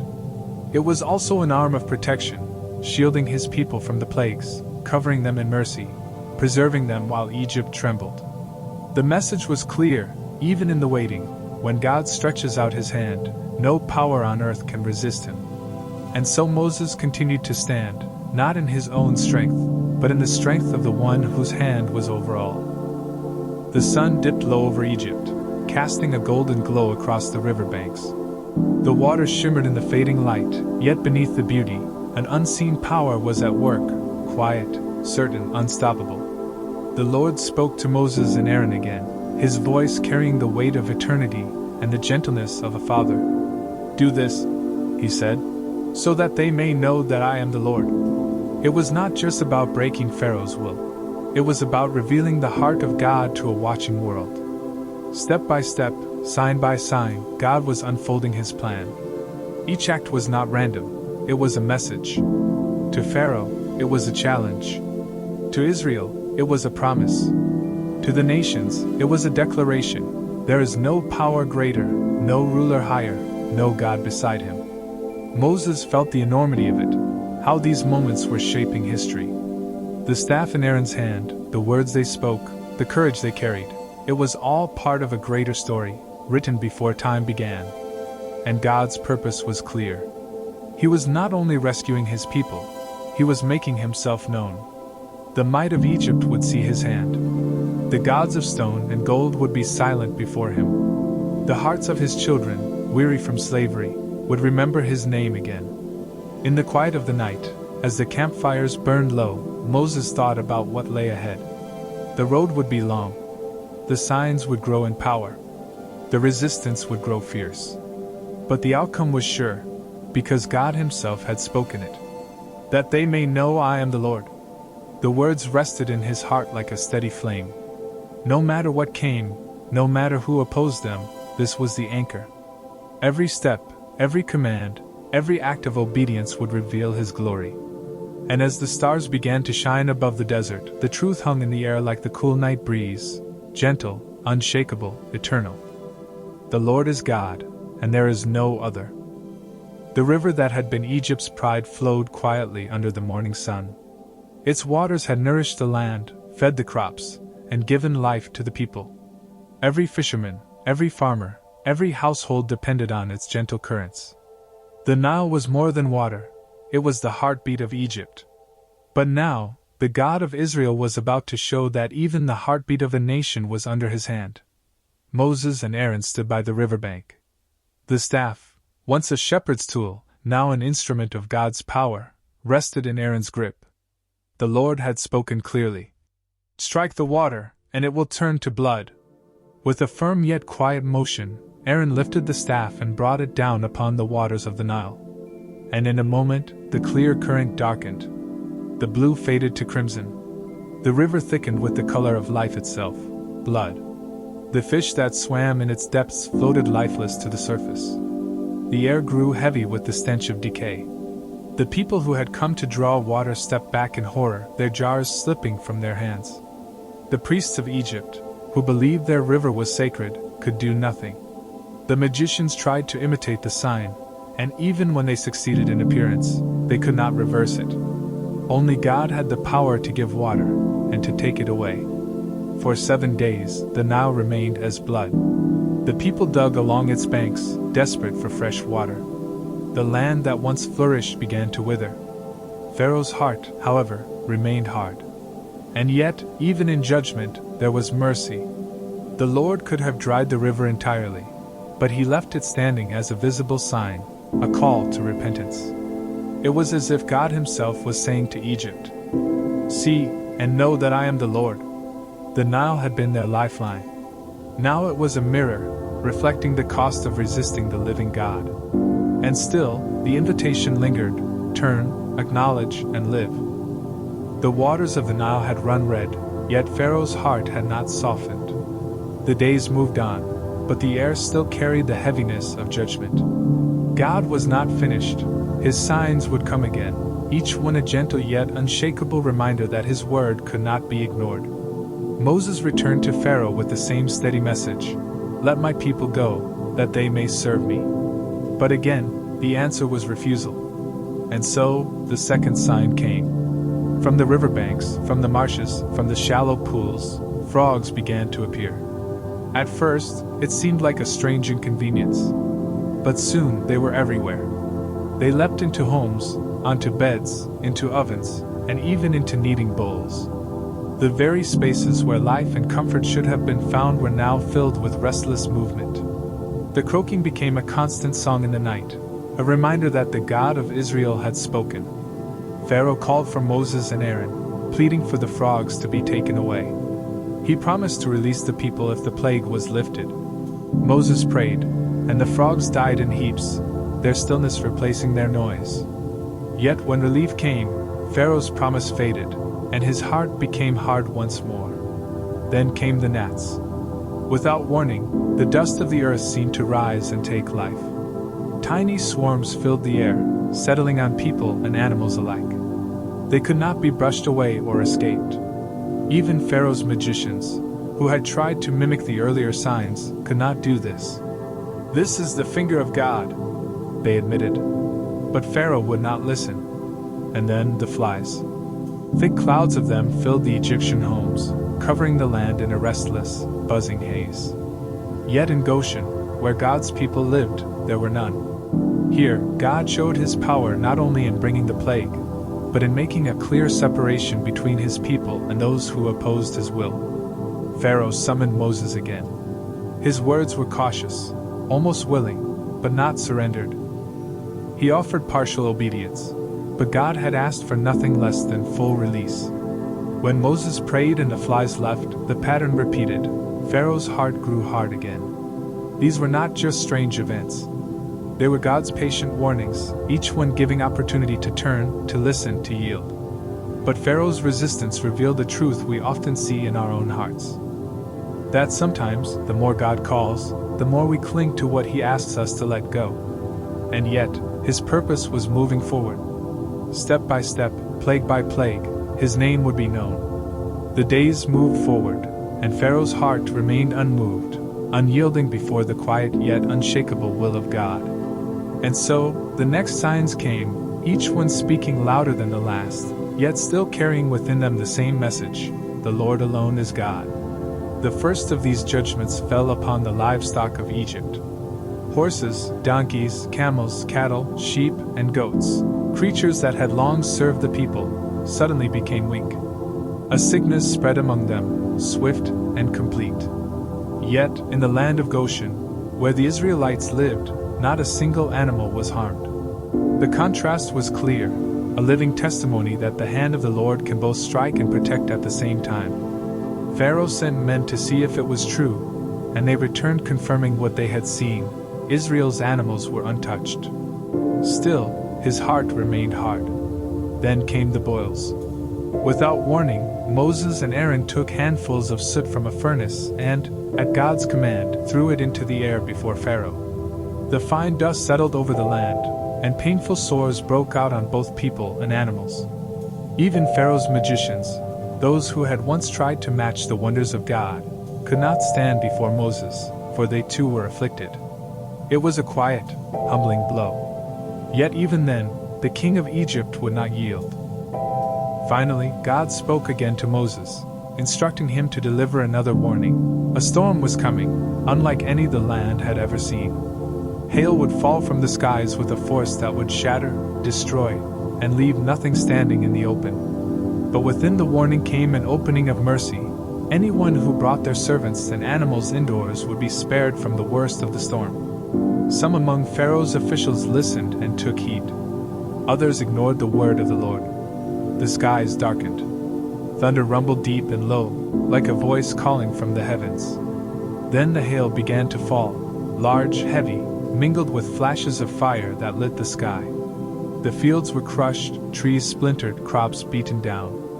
Only in Goshen was there peace, the storm's edge stopping like an unseen boundary set by the hand of God. And in the midst of this display of power, a truth was being written into the hearts of all who saw it: God's judgments are never without mercy, and His mercy never comes without truth. Pharaoh, shaken, called for Moses and Aaron, confessing his sin and asking for the storm to stop. Moses prayed, and the hail ceased. But when the skies cleared, the hardness returned to Pharaoh's heart, like stone after rain, unmoved still. God's hand had been stretched out. His power had been seen. Yet the journey toward deliverance was not finished. The wind began to whisper over Egypt, soft at first, like a breath brushing across the desert sands. But this was no ordinary wind. It carried with it the steady, rising hum of wings. Soon, the air darkened, and the locusts came. They poured into the land in numbers beyond counting, sweeping across the sky like a living storm. They descended upon the fields, the vineyards, and the gardens, devouring everything green. Stalks that had stood tall in the morning now lay bare by nightfall. The land, once rich with color and life, became stripped and silent under the relentless hunger of the swarm.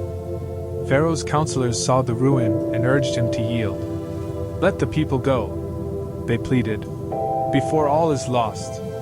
But Pharaoh's heart, hardened yet again, would not bend. So the Lord sent another sign, one that could not be ignored. Without warning, the light faded, not from clouds or setting sun, but from a darkness so heavy it seemed to have weight. It pressed against the skin, swallowed the air, and made every step uncertain. This was no ordinary night. It was a darkness that lingered for 3 full days.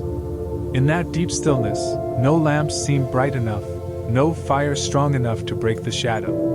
It was as if Egypt itself had been buried under a great veil. People stayed where they were, unable to move, their hearts filled with unease. Yet in the homes of the Israelites, there was light, gentle, steady, unshaken by the darkness outside. God's message was unmistakable. He was the Lord over all creation, over the wind that carried the locusts, over the sun that gave light, and even over the darkness itself. Pharaoh had been shown mercy after each plague, given the chance to listen, to release God's people. But the time for warnings was drawing to a close. And in the quiet of that deep, heavy darkness, the land seemed to wait, knowing that the most solemn of God's judgments was yet to come. The night was still, but it carried a quiet weight, like the pause before a storm. God had spoken to Moses. One last plague would come upon Egypt, and after this, Pharaoh would let his people go. The instructions to the Israelites were clear. Each family was to take a spotless lamb, without blemish, and prepare it for the evening meal. Its blood was to be painted with care on the doorposts and the beam above. This was the sign, the mark that would distinguish God's people from the rest of the land. They were to eat the lamb roasted with bitter herbs, and bread without yeast, ready to leave at a moment's notice, staff in hand, sandals on feet. At midnight the Lord moved through Egypt, and the firstborn of every household not marked by the lamb's blood was struck down, from the firstborn of Pharaoh, heir to the throne, to the firstborn of the prisoner in the dungeon. Even the firstborn of the animals perished. A cry rose through the land, a sound unlike any before, grief filling every home where death had come. Yet where the blood marked the doors, there was safety. The destroyer did not enter. God's promise held fast. That night was the Lord's Passover, a night to be remembered for all generations. It was a picture written in life and death, in judgment and mercy, the power of God to deliver, and the covering of the blood that spares. Before the dawn, Pharaoh summoned Moses and Aaron. His voice, once proud, now trembled. "Go," he said, "leave my people, and bless me also." There was no more bargaining, no more delay. The chains that had bound Israel for centuries were broken. Under the cover of early light, the people of God began their journey, families carrying what they could, hearts still steadying from the night's events. And behind them, Egypt lay in silence, forever marked by the power of the Lord's hand. The sun had barely risen over the land of Egypt when the Lord spoke to Moses and Aaron. The morning air was still, as though creation itself was pausing to hear the voice of God. "This month," the Lord said, "shall be for you the first month of the year." It was a statement far deeper than a change of calendar. For over 400 years, the people of Israel had lived under Egyptian rule, year after year passing in the same rhythm of labor and longing. But now God was pressing a marker into history. This month would be the first. This moment would be the beginning. Everything before was bondage. Everything after would be freedom. The Lord's instructions were precise, every word deliberate. Each household was to select a lamb, a perfect lamb, without defect, 1 year old, taken from the sheep or the goats. No disease, no limp, no scar. It was not to be the leftover or the unwanted, but the best. God was teaching them something even here, that what is offered to Him must be whole, pure, and set apart. If a household was too small to eat an entire lamb, they were to join with their nearest neighbor, counting the number of people and making sure the portion was right. Nothing in this act was casual. Nothing was to be wasted. They were to keep the lamb until the 14th day of the month. For 4 days it would live among them, its bleating heard in the courtyard, its presence a reminder of the coming night. And then, at twilight, as the sun slipped low and shadows stretched across the land, the entire assembly of Israel would slaughter their lambs at the same hour. The meal was unlike any other. The lamb was to be roasted over the fire, not boiled, not eaten raw. It was to be prepared whole, with bitter herbs to remind them of the bitterness of slavery, and bread without yeast, bread that had no time to rise, for they would not linger in Egypt another day. Whatever was left by morning must be burned with fire. Nothing could be kept for later, as though this salvation were a thing to be stored away. The Lord was making it clear, this was a moment that would not be repeated. It was to be entered fully, obeyed completely, remembered forever. And they were not to eat as people at ease. They were to eat dressed for departure, cloaks tucked into their belts, sandals on their feet, staffs in their hands. Every bite was to be taken as if a call might come at any second. It's time. Go now. The Lord called this meal the Passover. It was his own, not theirs, a sacred night when he would move through Egypt in judgment, yet pass over every home marked in obedience to his word. In giving these instructions, God was not merely telling them how to eat. He was shaping a people who would live by trust. Their safety would not come from locked doors, from numbers, or from strength, but from the covering he himself would provide. The Lamb was the center of it all. Its life given so theirs might be spared. Its blood the sign between heaven and earth that those inside belonged to him. And though they could not yet see it, this night was also a shadow of something greater, the day when another Lamb, perfect and without blemish, would give his life so that all who believe might be passed over in judgment, and set free forever. The night of deliverance had come, and the instructions God had given to Moses and Aaron now stood as the only line between life and death. The firstborn of Egypt were marked for judgment, yet for Israel, God provided a covering, a visible sign of trust and obedience that would turn away his hand of destruction. Each family was to take the lamb they had slain, perfect and without blemish, and collect its blood in a basin. With a hyssop branch, a simple, common plant, they were to dip into the blood and paint it across the top and sides of the doorframe. It was not to be done carelessly. Every stroke was a declaration of faith. This was not an ornament or ritual decoration, it was a shield. God's command was precise. When I see the blood, I will pass over you, and no plague will befall you to destroy you. Exodus 12 verse 13. The blood was the sign that death had already visited this house, that a substitute had been given, and the judgment had been satisfied. It was the first great picture of redemption in Israel's history, life spared because of the life of another. Inside the homes, the atmosphere was still. The lamb had been roasted whole, just as God had said. Bitter herbs were served as a reminder of Egypt's cruelty, and unleavened bread symbolized the haste of departure. The families ate fully dressed, robes tied at the waist, sandals on their feet, staffs in hand, as if ready to move at any moment. No one was to go outside until morning. The protection of the blood was found only within the marked door. It was a strange sight to the Egyptians, perhaps, blood-streaked homes in the stillness of night. Yet for Israel, this was no empty ritual. They had heard Moses speak of the coming destruction. They had seen plague after plague fall exactly as God had said. And now, the only question was whether they would obey the voice of the Lord completely. When midnight came, the destroyer passed through Egypt.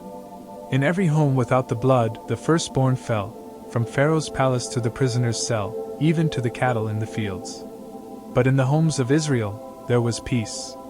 The judgment passed over, not because of wealth, heritage, or worthiness, but because of the blood. That night would become a lasting memorial for generations.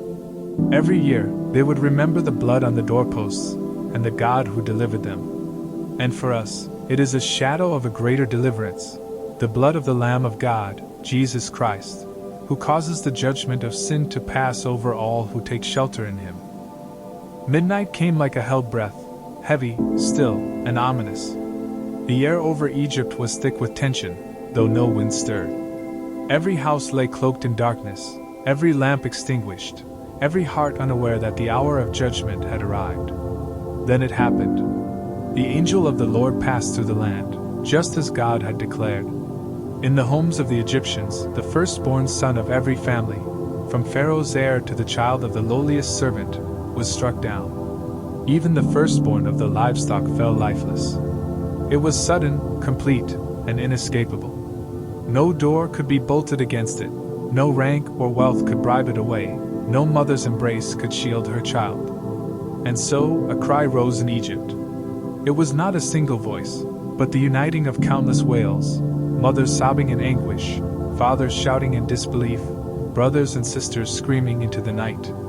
It was the sound of a nation undone. Scripture says there was not a single house in Egypt without someone dead, Exodus 12 verse 30. The grief was so total, so overwhelming, that the whole land seemed to shake under the weight of it. Yet in the midst of this sorrow, a striking contrast could be seen. Among the Israelites, there was silence. The homes marked with the blood of the Lamb stood untouched. No one was lost, for the Lord had passed over them. In this, God's promise was fully displayed, His wrath and His mercy side by side. Judgment had come exactly as He said, but so had salvation for those who obeyed. This night became a dividing line in history. Egypt's gods, their power, and their pride were broken. Pharaoh's resistance was shattered. And Israel's trust in God's word was confirmed forever. For in the same moment that Egypt was plunged into grief, Israel was being prepared to step into freedom. The cry in Egypt was not just the sound of loss. It was the sound of chains beginning to break, the prelude to deliverance. God had acted, and the world would never be the same. The night of death became the dawn of deliverance. Even before the sun rose over Egypt, Pharaoh sent for Moses and Aaron in haste. His voice, once dripping with defiance, now trembled with urgency. Up! Leave my people, you and the Israelites! Go, worship the Lord as you have requested. Take your flocks and herds, and go. And also bless me. Exodus 12 verses 31 to 32. The same ruler who had mocked their God now pleaded for their departure. Egypt's pride was broken, its gods silenced, its power humbled before the Lord Almighty. The people of Israel, long oppressed, were no longer slaves. They were free by the decree of the very king who had once sought to destroy them. And the Egyptians themselves, desperate to see them gone, urged them to leave quickly, fearing more judgment would come if they stayed. They gave the Israelites silver, gold, and clothing, the very treasures of Egypt placed into the hands of former slaves. What had been withheld for generations was given freely in a single night, fulfilling God's promise that His people would not leave empty-handed. In the dim light of early morning, the camp began to move. Families gathered, carrying kneading bowls wrapped in cloth, the unleavened dough ready for the journey. Children clung to their parents, wide-eyed at the sight of a nation on the move. Sheep and cattle bleated in the background, mingling with the sound of footsteps, hundreds of thousands of them, marching away from bondage. It was not chaos but a sacred procession. This was no mere escape. It was the fulfillment of a covenant spoken generations before to Abraham, Isaac, and Jacob. Every step they took was a step into the promises of God. Behind them, Egypt was left in ruins, its fields and rivers still scarred by plagues, its people reeling in grief. Before them lay a wilderness unknown, but also the presence of the one who had brought them out with a mighty hand. Freedom was theirs, not because Pharaoh had finally relented, but because God had heard their cries and acted on their behalf. That day, a nation was born, not forged by human power or political decree, but by the outstretched arm of the living God. They walked away from slavery not just with possessions, but with an identity, the people of the Lord, redeemed to serve Him. The Exodus was not the end of their story. It was the beginning of a journey where every step would teach them who their God was, and who they were in Him. The chains were broken. The way was open. A nation was set free. When Israel stepped out of Egypt's borders, they were no longer slaves, yet they were not yet home. Before them stretched a wilderness vast and untamed, its paths uncertain, its dangers unseen. They had no maps, no landmarks, and no experience in navigating the journey ahead. But they had something far greater, the visible presence of the Lord. And the Lord went before them by day in a pillar of cloud to lead them along the way, and by night in a pillar of fire to give them light, that they might travel by day and by night. This was no natural phenomenon, no drifting vapor or ordinary flame. This was the Almighty Himself, choosing to dwell in a form His people could see. By day, the cloud shielded them from the relentless desert sun. By night, the fire warmed them, lit their camp, and gave them courage in the darkness. God was not merely showing the way, He was the way. He was not sending them forward while remaining behind. He was going before them, marking each step of the path, ensuring they never had to take a single step alone. The cloud and the fire did not depart from before the people. Morning after morning, evening after evening, His presence remained steadfast, a constant reminder. I am with you. I will not leave you. Follow me. There is a deep comfort in this for our own lives. We, too, walk through wilderness seasons, uncertain, afraid, unsure of what lies ahead. We may long for a physical cloud or a pillar of fire to appear before us. Yet God still leads His children. His Spirit now dwells within us, guiding our steps, illuminating our path through His Word, whispering direction in prayer, and opening or closing doors according to His will. The pillar of cloud and fire teaches us that God's guidance is both protective and directive. It shields us from harm, and it shows us the way forward. We may not always understand the route He chooses. Sometimes it may feel longer or harder than we expected, but His path is always the safest, and His presence is always enough. When the days seem overwhelming, we can rest under the cloud of His comfort. When the nights feel long and cold, we can stand in the fire of His light and warmth. He is the same God who walked before Israel through the desert, and He still walks before His people today. Prayer. Lord, thank You for being our guide in every season of life. When the way ahead is unclear, teach us to look for Your presence, to follow where You lead, and to trust that You will never leave nor forsake us. Be our cloud by day, our fire by night, and our unfailing light in the darkness. Amen. The night after Israel's departure from Egypt should have been filled with nothing but relief and anticipation. Yet in the heart of Pharaoh, restlessness began to stir. As reports poured in from his officials, how the Hebrews had truly left and were not returning, his pride and greed rose like a storm. Egypt's mighty ruler could not bear the thought of losing so vast a labor force, nor could he accept the humiliation of being defied by the God of slaves. The scriptures tell us that God Himself hardened Pharaoh's heart, Exodus 14 verse 4, not by forcing evil upon him, but by allowing Pharaoh's own arrogance to run its course. And so, with chariots gleaming under the sun, horses stamping the earth, and seasoned warriors armed for war, Pharaoh set out in hot pursuit. The dust of Egypt's might rose behind them, rolling like a sandstorm of wrath. Meanwhile, the Israelites were camped by the sea, hemmed in by the waters before them and the desert behind. They could not yet see the approaching army, but the tension in the air was sharp, as if creation itself held its breath. Then, from the far horizon, came the first glint of bronze and the faint rumble of wheels. The sound grew, a relentless thunder of hooves and chariots, until the people of Israel could see the approaching host. Fear surged through the camp like wildfire. The vastness of the sea on one side, the deadly force of Pharaoh's army on the other, it seemed like a trap from which there could be no escape. Panic seized the people. Their voices rose in accusation against Moses. Was it because there were no graves in Egypt that You have taken us away to die in the wilderness? What have You done to us? Exodus 14 verse 11. Fear made them forget the miracles they had just witnessed. The blood on the doorposts, the power of the plagues, the mercy that had spared them, all seemed distant in the face of imminent death. Here we see the human heart laid bare. Even after experiencing God's power, it is easy to be shaken when danger looms. But the pursuit of Pharaoh was no accident, it was divinely allowed. God had led them to this impossible place, not to destroy them, but to display His glory in a way they had never seen before.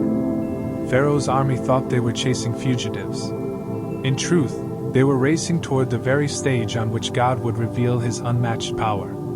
This was no mistaken navigation. This was the path of divine design. The God who had broken Egypt's pride would now break its military might, and in doing so, teach His people that no enemy, no force, and no earthly power could stand against His hand.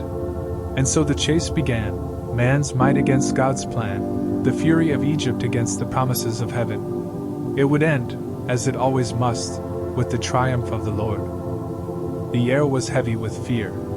Before the people of Israel stretched the vast, impassable waters of the Red Sea, glistening beneath the sun, a seemingly immovable wall of nature. Behind them thundered the hooves of Pharaoh's chariots, their wheels grinding against the sand, their drivers shouting with warlike fury. The clamor grew louder with every heartbeat. Trapped between certain death and impossible escape, panic rose among the people like a tidal wave. They cried out to Moses, some in desperation, others in accusation. Was it because there were no graves in Egypt that you brought us here to die in the wilderness?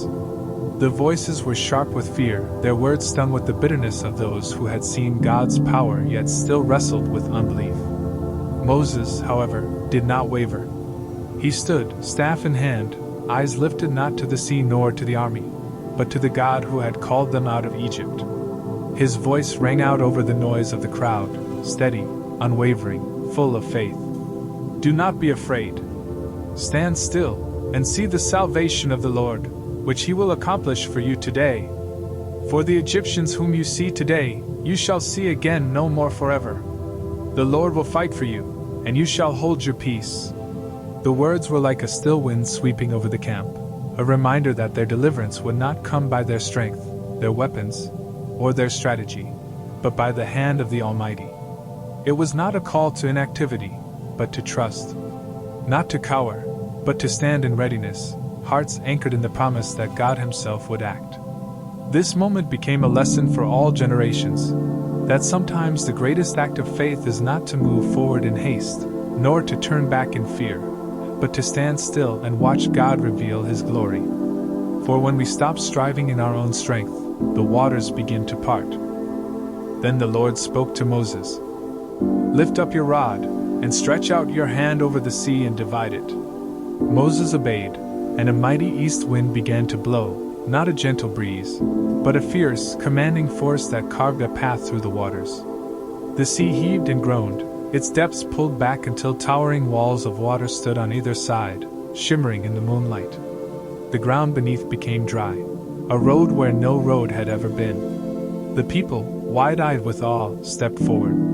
With every footfall, they walked in a miracle, the impossible made solid beneath them. Behind them, the pillar of cloud that had led them now moved, standing between Israel and Pharaoh's army, casting light for God's people and darkness for their pursuers. Through the night they crossed, a nation moving under the shelter of God's power. But Pharaoh's heart was still hard. At dawn, his chariots rushed into the path after them, wheels rattling against the exposed seabed. Yet the Lord looked down from the pillar of fire and cloud, and confusion gripped the Egyptians. Their chariot wheels twisted and sank, their speed faltered. Panic replaced their fury. Let us flee from the face of Israel, they cried. For the Lord fights for them against Egypt. Then the voice of God came again to Moses.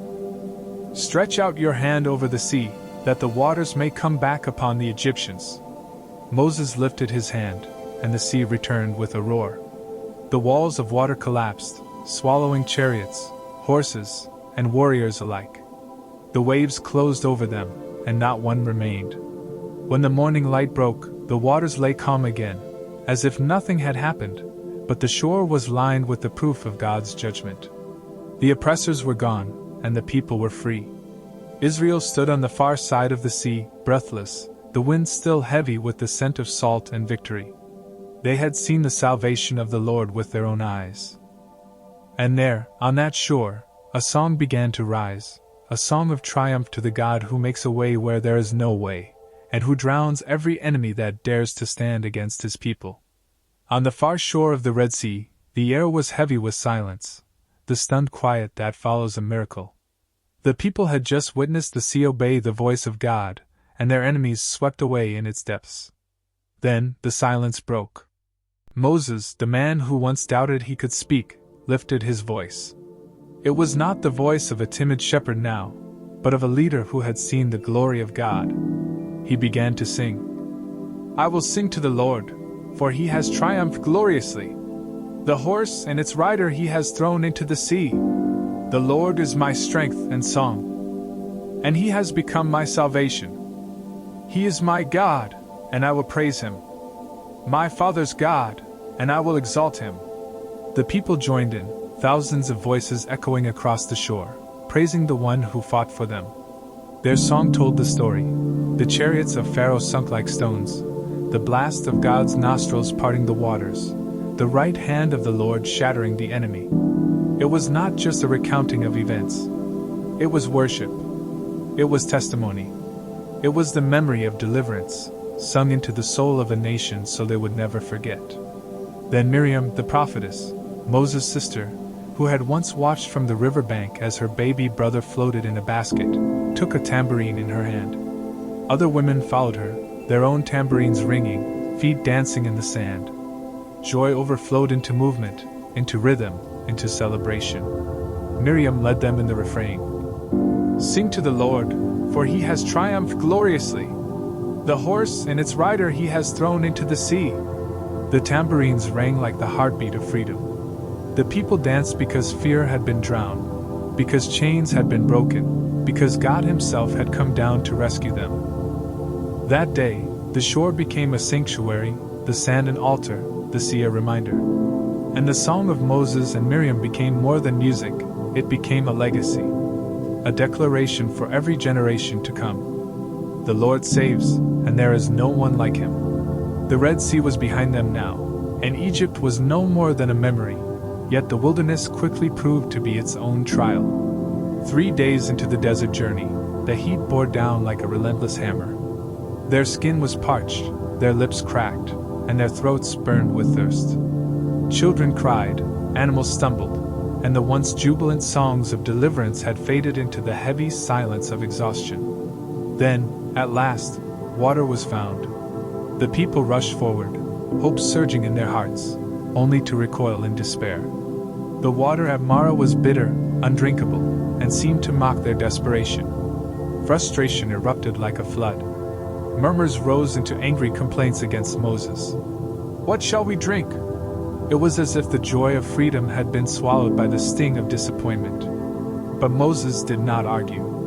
He turned immediately to the one who had brought them this far. He cried out to the Lord, and God answered, not with a lecture, but with a solution.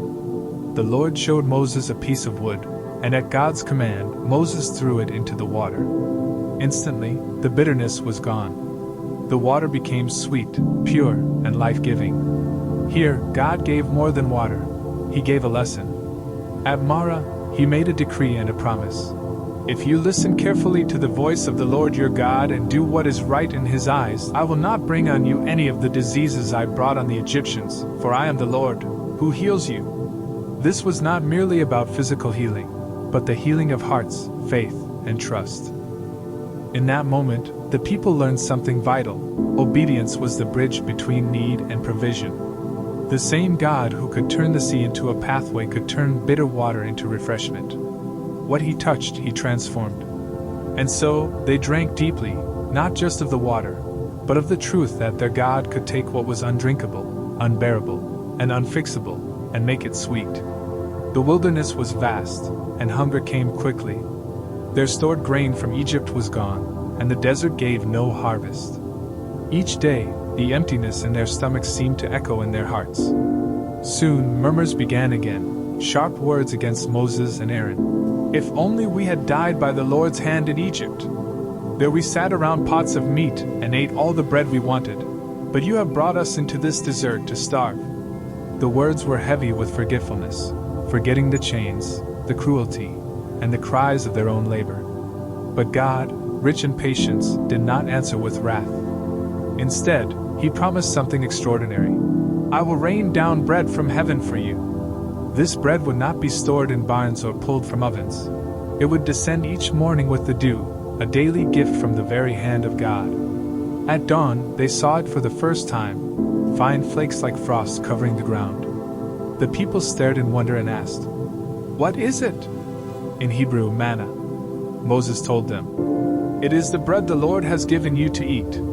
Each family was to gather only enough for the day, no more, no less. Those who tried to store it found it spoiled by morning, crawling with worms.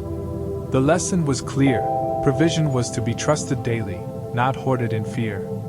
Yet, even in this miracle, God wove in rest. On the 6th day, they gathered twice as much, for on the 7th, the Sabbath, there would be none.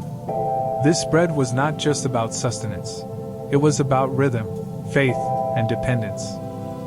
The manna tasted like wafers made with honey, a reminder that God's provision is not only sufficient, it is sweet. And for 40 years, until they stepped into the promised land, this bread from heaven never ceased. Every morning, it was a quiet testimony: God remembers his people, even in the barren places. As the people stood in the wilderness, their hunger was not only for bread but for the food they once knew, meat that filled the belly and felt familiar. Their complaints rose again, sharp and weary, as if the God who parted the sea could not also fill their tables. Yet the Lord heard. That very evening, the wind shifted, carrying with it a living tide. From the horizon came flocks of quail, low-flying, heavy with the day's flight, settling over the camp until the ground itself seemed to ripple with feathers. They were easy to catch, needing no traps or nets. Every household had meat to roast over the fire, the smell of it mingling with the desert air. This was no accident of nature. It was God's deliberate answer: meat in the evening, bread in the morning. A rhythm of mercy, satisfying both the hunger for substance and the hunger for trust. The quail reminded them that His provision was not bound by their imagination. Still, the lesson was the same as with the manna: daily dependence. The quail came because God sent them, not because the people could summon them. The gift was meant to quiet their fears and teach them that the one who rescued them from Egypt was also the one who would sustain them in the wilderness. And as the fires crackled that night, and the camp was filled with the sound of satisfied voices, there was an unspoken truth in the air: God does not give halfway. When He provides, it is full, rich, and exactly what is needed, at exactly the right time. The desert sun beat down relentlessly, its heat pressing into the bones. Dust clung to every breath, and the water they had carried was long gone. The people's voices rose again, not in praise but in protest. Thirst has a way of stripping away patience, and they turned their frustration toward Moses, accusing him of leading them to die of dehydration. Moses, weary but steadfast, turned to God. And once again, the Lord responded, not with rebuke, but with a miraculous act of mercy. He told Moses to take the staff, the same staff that struck the Nile, the same staff lifted over the Red Sea, and to strike the rock at Horeb. When the blow fell, the impossible happened. From dry stone came a sudden rush, a sparkling stream spilling into the dust, growing into a torrent.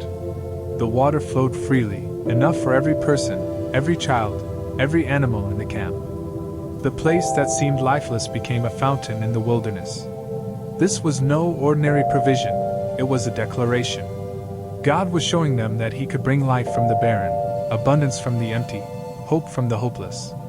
The rock was more than a source of water. It was a reminder that the God who saves is also the God who sustains.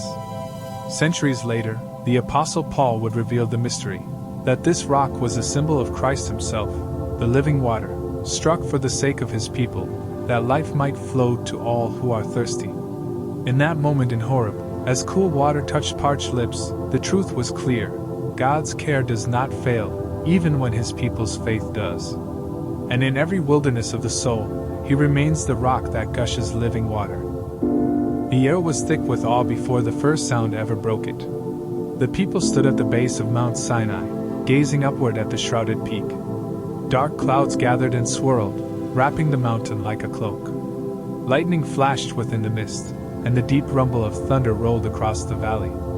Then came the sound of the trumpet, a long, piercing blast, not from human lips but from heaven itself. It grew louder and louder until the very ground beneath their feet trembled. The people trembled too, for they knew they were standing in the presence of the Almighty.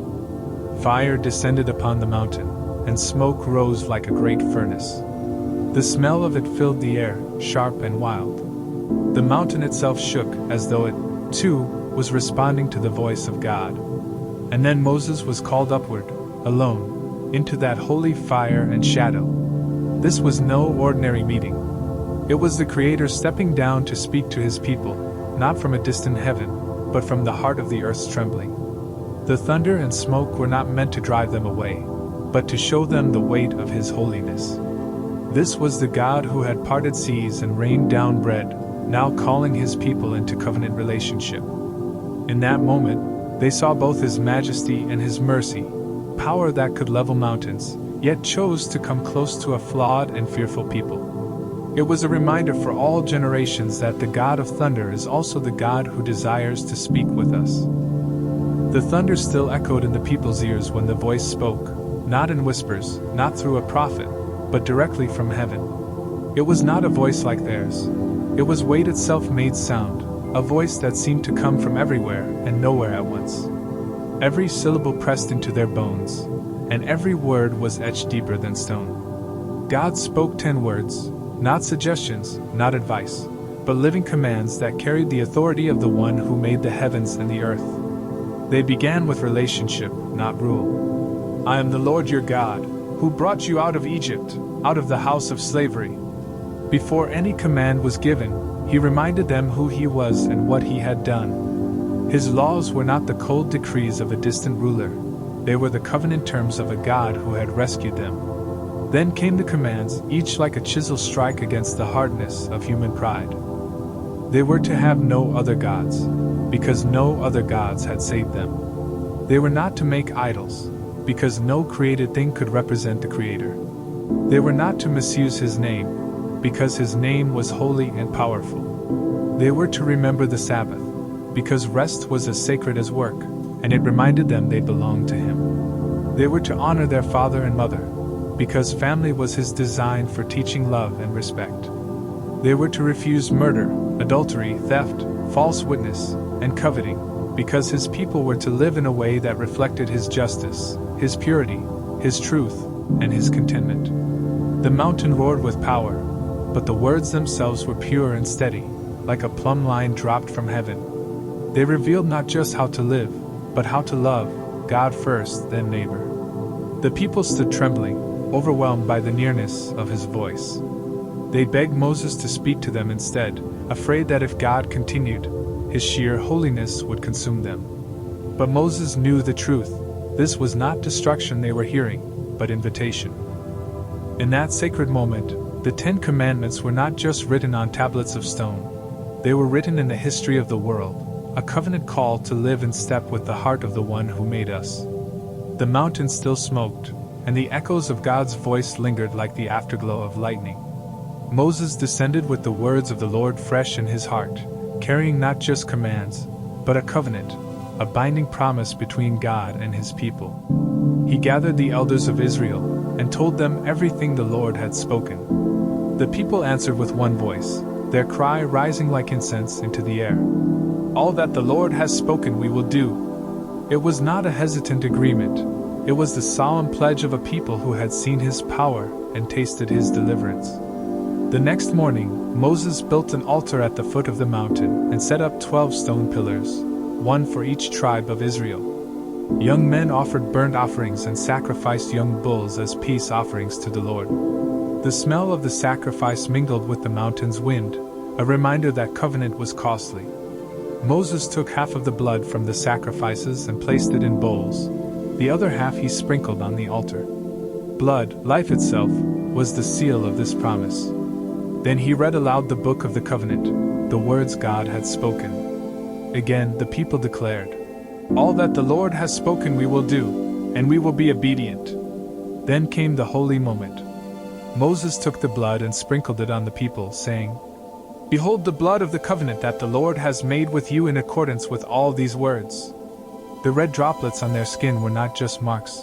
They were signs that they were bound to God and He to them. After this, Moses, Aaron, Nadab, Abihu, and 70 of the elders of Israel ascended partway up the mountain.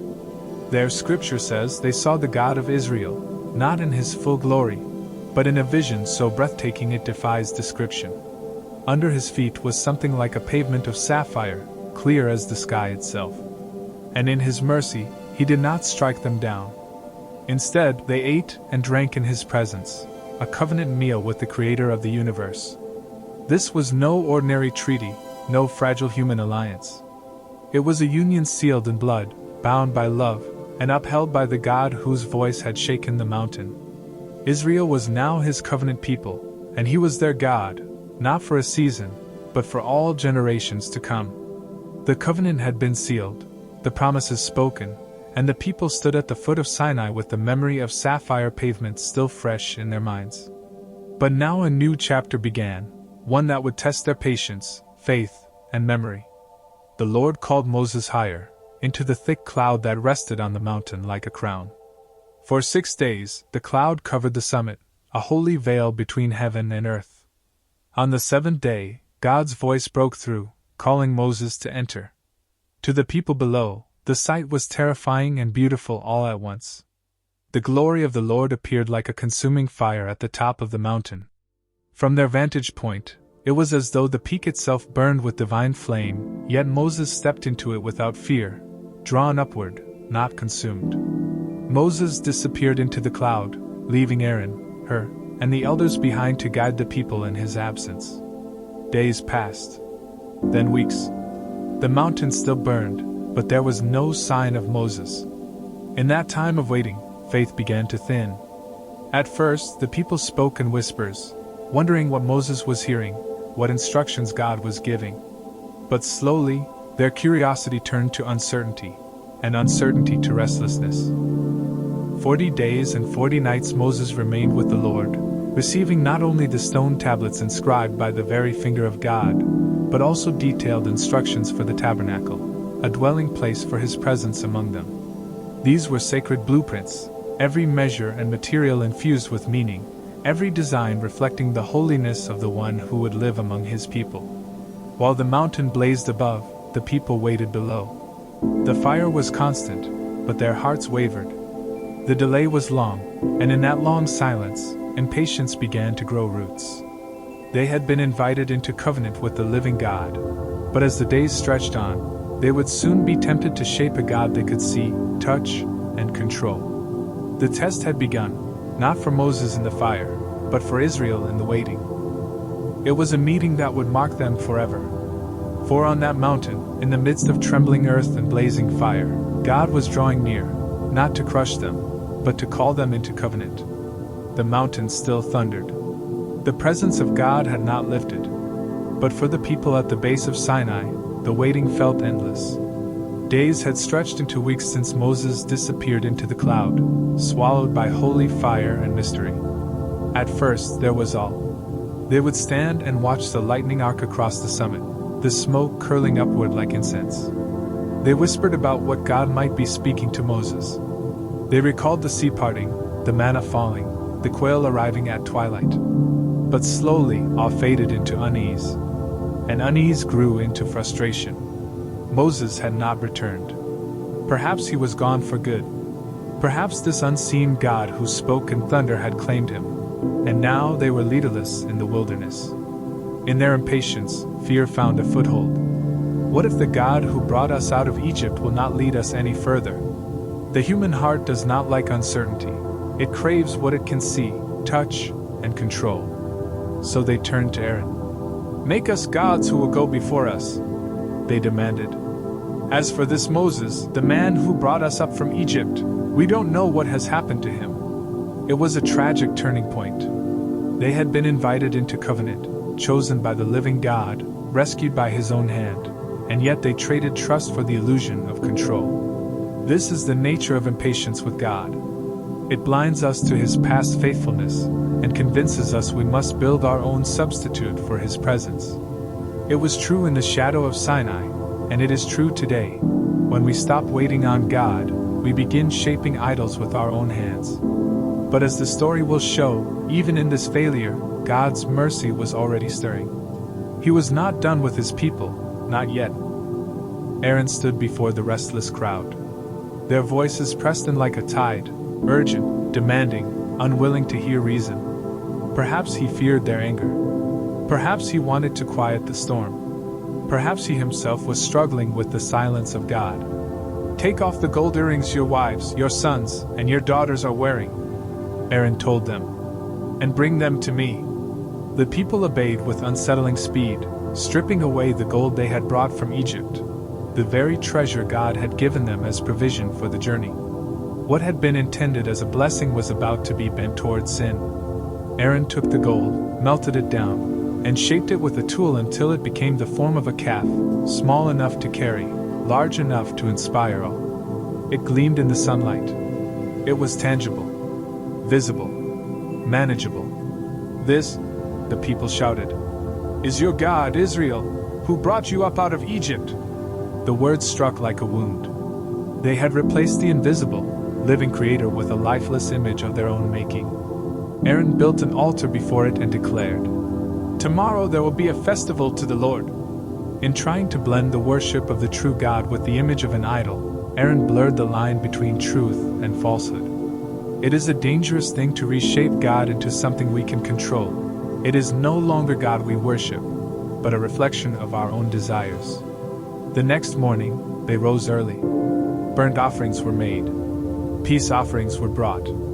Then the people sat down to eat and drink, and got up to indulge themselves in revelry. What began as fear had grown into rebellion. The people had not merely built an idol, they had traded the holy presence of God for the comfort of something they could see and celebrate without restraint. But on the mountain, the true God still reigned. He had seen it all, and his response was about to descend like fire. High on the mountain, the glory of the Lord still burned like a consuming fire. But now his voice broke through the radiance with a weight that shook Moses to the core. "Go down at once," the Lord said, "for your people, whom you brought up out of Egypt, have corrupted themselves. They have turned aside quickly from the way I commanded them. They have made for themselves a calf, bowed down to it, and sacrificed to it, saying, 'This is your God, Israel, who brought you up out of Egypt.'" Then came words that chilled the air. "I have seen these people. They are a stiff-necked people. Now leave me alone so that my anger may burn against them, and I may destroy them. Then I will make you into a great nation." Moses could have accepted the offer, his name preserved, his own line blessed, but the thought pierced him like a knife. This was not about his honor, it was about God's glory and the covenant love that had carried Israel out of Egypt. So Moses stepped into the breach between a holy God and a guilty people. "Lord," he pleaded, "why should your anger burn against your people, whom you brought out of Egypt with great power and a mighty hand? Why should the Egyptians say, 'It was with evil intent that he brought them out, to kill them in the mountains and wipe them off the face of the earth'? Turn from your fierce anger, relent, and do not bring disaster on your people.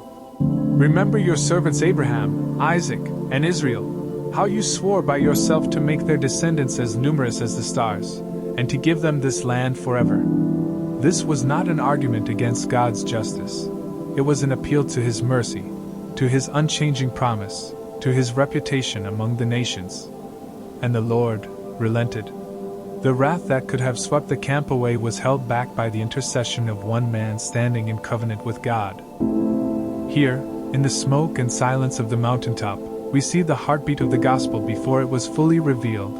One mediator standing between judgment and mercy, pointing forward to the day when a greater mediator would stand between God and all humanity, not merely pleading for mercy, but securing it with his own blood. Outside the camp, away from the noise and the dust of daily life, stood a simple tent. It was not adorned with gold or fine embroidery. It was not the tabernacle God had yet to instruct them to build. But here, this humble place, was where the glory of God descended. They called it the tent of meeting. Whenever Moses walked toward it, the people would rise from their tents and watch in reverent silence. Step by step, he would leave the crowd behind, crossing the open ground until he reached the doorway. Then, as he entered, a pillar of cloud would descend and stand at the entrance. This was no ordinary cloud. It was the visible sign of the Lord's presence, the same presence that had gone before them in the wilderness, the same presence that had filled Egypt with dread and split the Red Sea. And inside, Moses spoke with God. Not in riddles, not in the distant thunder of Sinai, but as a man speaks with his friend. There was no rush in these conversations, no sense that Moses was an intruder in holy space. Here, the Almighty listened. Here, the servant poured out his heart. These meetings were not only for Moses' sake, they were a lifeline for the whole camp. Israel's survival in the wilderness was not because of their strength, but because the Lord was near. Moses' communion with God was their covering, their guidance, their hope. But the people had to watch from afar. They could not step into that sacred dialogue. Yet even from a distance, they learned something vital. The nearness of God was not confined to mountains and thunder. It could dwell with the humble, in a tent pitched in the dust. This is the pattern for all who would follow him. God's presence is not limited to grand sanctuaries or perfect conditions. He meets the seeking heart in whatever tent is set apart for him. The question is not the beauty of the place, but the sincerity of the pursuit. There are prayers we whisper out of need, pleas for provision, for protection, for guidance.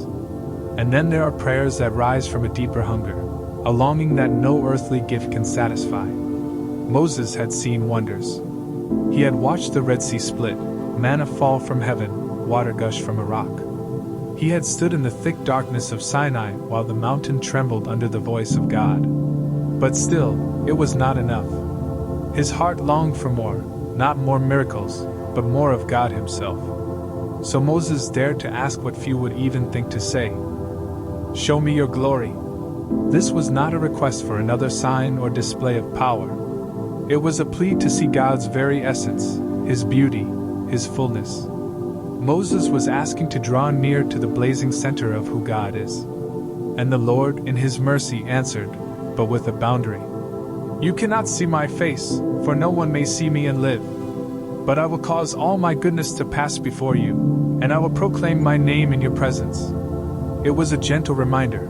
God is not a subject to be studied, but a holy presence that must be approached with awe. His glory is more than human eyes can endure. Yet in His compassion, He gave Moses a glimpse, a passing, a nearness that would mark the man forever. In this exchange lies a truth for every seeker of God. The greatest desire of the human soul is not simply to receive from Him, but to behold Him. And though we see now only in part, like Moses we are invited to press closer, to hunger for His presence, to long for His beauty above all else. For the day will come through Christ, when the veil will be gone, and we will see Him as He is. Until then, the prayer of Moses can be ours. "Show me your glory." When Moses descended from Mount Sinai the second time, carrying in his hands the new tablets of the covenant, the people noticed something different. It was not his voice that startled them, nor the weight of his words, it was his face. It shone. The radiance was not of this earth. It was not the glow of human triumph or the flush of excitement. It was the lingering reflection of God's presence. Moses had been with the Lord, so near that His glory had, in a sense, rubbed off on him. His skin became a living testimony that a mortal had stood before the Almighty. The people shrank back in fear. The light was too much for them, too pure, too holy. They were not yet ready to gaze upon the evidence of such closeness to God. So Moses placed a veil over his face when speaking to them, but whenever he entered the Lord's presence, the veil came off. In the tent of meeting, unveiled and unhidden, he spoke with God as a friend speaks with a friend. This moment whispers a powerful truth: you cannot spend time in God's presence and remain unchanged. His light transforms. His nearness marks you. You may not leave with a visible glow, but the evidence will be there, in the peace you carry, in the love you show, in the way your words and actions reflect Him. The Apostle Paul later told believers that in Christ, we approach God without a veil. His Spirit within us transforms us, from glory to glory, making us reflect more and more of His likeness. Moses' shining face was a foretaste of what God now does in His people daily, radiance not born of ourselves, but of time spent with Him. And perhaps the greatest question we can ask ourselves is this: when others look at us, do they see a faint reflection of the glory of the one we have been with? After renewing His covenant with Israel, the Lord gave Moses detailed instructions for building a dwelling place where His presence would abide among His people. It was not to be a palace of human design or grandeur, but a holy space crafted exactly as God commanded, a sanctuary that reflected His holiness, His order, and His beauty. Every detail had meaning. The dimensions, the materials, the colors, the placement of each item, all were chosen by God. The tabernacle would be made of fine linen and gold, bronze and silver, acacia wood and precious stones. There would be a holy place, and beyond it, the most holy place, where the Ark of the Covenant would rest beneath the wings of the cherubim. God filled certain craftsmen, like Bezalel and Oholiab, with His Spirit, granting them skill, wisdom, and understanding to carry out this sacred work. This was not simply architecture. It was worship in the form of craftsmanship. Every thread woven, every piece carved, every curtain hung was an act of obedience and devotion. The tabernacle was a visible reminder that the holy God was choosing to dwell among his people, not far off, not distant, but in their midst. Yet, its design also spoke of his holiness, for the closer one came to the center, the more exclusive and sacred the access became. For the Israelites, the tabernacle was more than a tent, it was the meeting place of heaven and earth. For us, it foreshadows Christ, in whom the Word became flesh and dwelt among us. He is now the true and living tabernacle, the place where God and humanity meet. And still today, God calls us to prepare our own lives as a dwelling place for His Spirit, not hastily, not carelessly, but with the same care, beauty, and obedience the Israelites gave to building His sanctuary. For the greatest glory is not in the structure itself, but in the presence of the one who chooses to dwell there. After months of traveling through the wilderness, Israel finally stood at the edge of the land God had promised to their forefathers. This was the land flowing with milk and honey, the inheritance sworn to Abraham, Isaac, and Jacob. From here, entering it should have been a step of faith.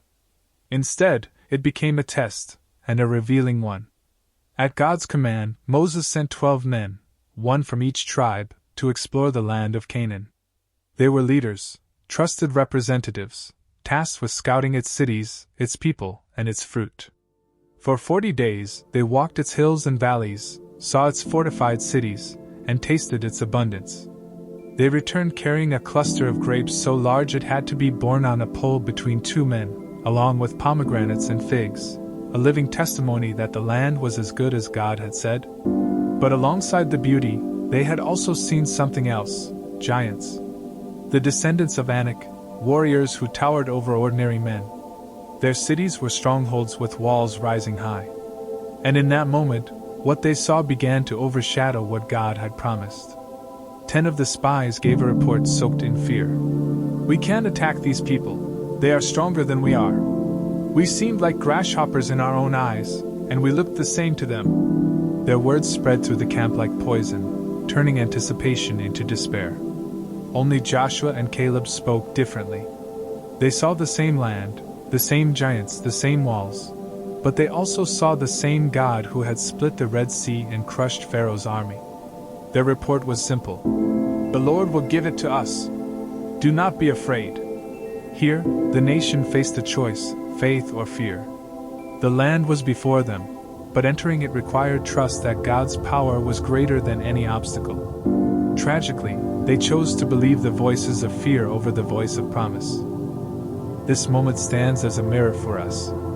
God may place opportunities, breakthroughs, and blessings before us, but sometimes the giants we see in the way are not physical, but the doubts, fears, and impossibilities we magnify in our hearts. Faith doesn't ignore the reality of the challenge. It simply chooses to believe that God is bigger than what we face. The spies' journey was meant to be a confirmation of God's faithfulness. For 10 of them, it became a reason to turn back. For 2, it was proof that God was ready to fulfill His word. The question is, when God shows us the promise, which report will we believe? The spies returned after 40 days in Canaan, carrying clusters of grapes so large they needed 2 men to carry them on a pole. The land was exactly as God had promised, flowing with milk and honey. But their report was divided. 10 of the spies spoke with trembling voices. "The people are giants.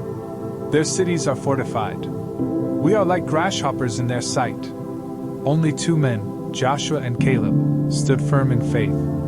They saw the same giants, the same walls, the same challenges, yet their eyes were fixed on God's power, not the enemy's strength. They pleaded with the people, "The Lord is with us. Do not be afraid." But fear is contagious. Murmurs swelled into a chorus of doubt. The crowd grumbled against Moses and Aaron, longing for Egypt, even dreaming of appointing a new leader to take them back into slavery. Their rebellion was not just against men, it was against God Himself. The Lord's anger burned, for they had seen His miracles yet still refused to trust Him. The punishment was sobering. The entire generation that refused to believe would wander in the wilderness for 40 years. 1 year for each day the spies explored the land, until they died in the desert. Only Joshua and Caleb, who trusted in the Lord's promise, would live to enter the land. This moment became a turning point in Israel's history. The promise was delayed, not because God was unfaithful, but because the people were unwilling to believe. And here lies the lesson for us. Fear sees giants and turns back, but faith sees God and moves forward. The real battle was never with the Canaanites, it was with their own unbelief. The wilderness was wearing on them. Day after day of sand, sun, and manna had eroded gratitude into grumbling. The people spoke against God and against Moses. "Why have you brought us up out of Egypt to die in the wilderness? There is no bread. There is no water. And we loathe this miserable food." Their words pierced heaven, and judgment came swiftly. Venomous snakes slithered into the camp, their bites burning with poison. Panic spread as cries of pain filled the air. Many died. Fear replaced rebellion, and the people rushed to Moses, confessing their sin and begging for deliverance. Moses prayed, and the Lord, in his mercy, gave an unusual command. "Make a serpent and set it on a pole. Everyone who is bitten, when he looks at it, shall live." So Moses fashioned a serpent out of bronze and lifted it high. It had no power in itself, but it was God's chosen means of healing. One look was enough. Not effort, not ritual, not payment, just a gaze of trust at God's provision. Those who looked lived. Centuries later, Jesus would explain the deeper meaning. As Moses lifted up the serpent in the wilderness, so must the Son of Man be lifted up, that whoever believes in him may have eternal life. John 3 verses 14 to 15. The bronze serpent was more than a cure for snake bites, it was a prophecy in metal. Just as the Israelites looked upon the image of the curse to be healed, we look to Christ, who became a curse for us, lifted up on the cross. The lesson is timeless. The cure for death is not in ourselves but in looking, fully, dependently, upon the Savior God has provided. Israel's journey through the wilderness had not gone unnoticed. Word of their victories spread ahead of them like a rising storm. Balak, king of Moab, saw the multitudes camped on his borders and trembled. He knew he could not defeat them by sword, so he sought another weapon, a curse. Balak sent for Balaam, a renowned seer, promising riches and honor if he would speak misfortune over Israel. Balaam inquired of the Lord, and God's answer was clear. "You shall not curse the people, for they are blessed." Yet Balak persisted, sending more gifts and greater promises. Balaam's heart wavered, but even as he agreed to go, God warned him that he could speak only what the Lord commanded. On the way, the angel of the Lord stood in Balaam's path, unseen by the prophet, but clearly visible to his donkey. 3 times the animal turned aside to avoid the angel's drawn sword. 3 times Balaam struck the donkey, until God opened its mouth. The donkey spoke, and Balaam's eyes were opened to the divine messenger before him. It was a humbling, unmistakable warning. God was in control. When Balaam finally stood before Balak, he opened his mouth, not to curse, but to bless. 3 times he tried, and 3 times the Spirit of God compelled him to speak words of favor over Israel. In his final prophecy, Balaam's vision reached far beyond the present. "I see him, but not now. I behold him, but not near. A star shall come out of Jacob, and a scepter shall rise out of Israel." It was a glimpse of the Messiah, Jesus Christ, who would come generations later as the true King and Deliverer. Balak's schemes failed because no curse can stand against God's blessing. The same is true today. The world, the enemy, and even our own fears may rise against us, but the word of the Lord is final. If he has blessed, it cannot be overturned. The wilderness was more than a barren stretch of land, it was a classroom. Every trial, every scarcity, every delay became a lesson in the ways of God. For Israel, the desert exposed what was hidden in their hearts. Hunger revealed their trust, or lack of it. Delays tested their patience. Threats from enemies tested their courage. In those 40 years, God was shaping them. He fed them with manna so they would know that man does not live by bread alone, but by every word that proceeds from the mouth of the Lord. He brought water from the rock so they would see that provision flows from his hand, not their own strength. He led them by a pillar of cloud and fire so they would learn to follow his presence, not their own plans. The desert stripped away illusions of self-reliance. It taught them that victory did not come from numbers or weapons, but from obedience and faith. And it revealed something else: God's faithfulness in spite of their unfaithfulness. Time and again they faltered. Time and again He forgave, restored, and led them on. For us, the desert seasons work the same way. They slow us down, press us into dependence, and sharpen our ears to God's voice. The lack we feel is an invitation to discover His sufficiency. The waiting we endure is the training ground for endurance. The wilderness was never meant to be their permanent home. It was the road to promise. And so it is with us. The desert is not where God abandons us. It is where He prepares us. When the promised land comes into view, we will see that every trial was part of the journey toward trust, maturity, and unshakable faith. The time of Moses' departure had come near. The man who once trembled at the burning bush now stood as the seasoned shepherd of a nation, his hair white with years and his face lined with both the weight of leadership and the joy of walking with God.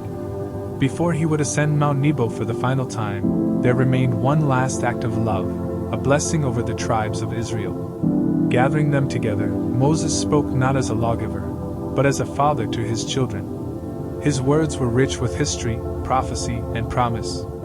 To each tribe, he gave a tailored blessing, recalling their identity, their calling, and the goodness of God that would sustain them in the land ahead. Reuben, the firstborn, was prayed over for life and strength. Judah was blessed with victory in God's help in battle. Levi was entrusted again with the holy charge of teaching the law and guarding the sanctuary. Ephraim and Manasseh were promised fruitfulness, like a wild ox with horns reaching to the ends of the earth. Benjamin was called the beloved of the Lord, secure under his shelter. Moses' blessings were not mere wishes. They were spirit-breathed declarations, shaping Israel's future as they stood on the edge of their inheritance. He reminded them that their help was in the eternal God, who had carried them through the wilderness, and would now go before them into the land flowing with milk and honey.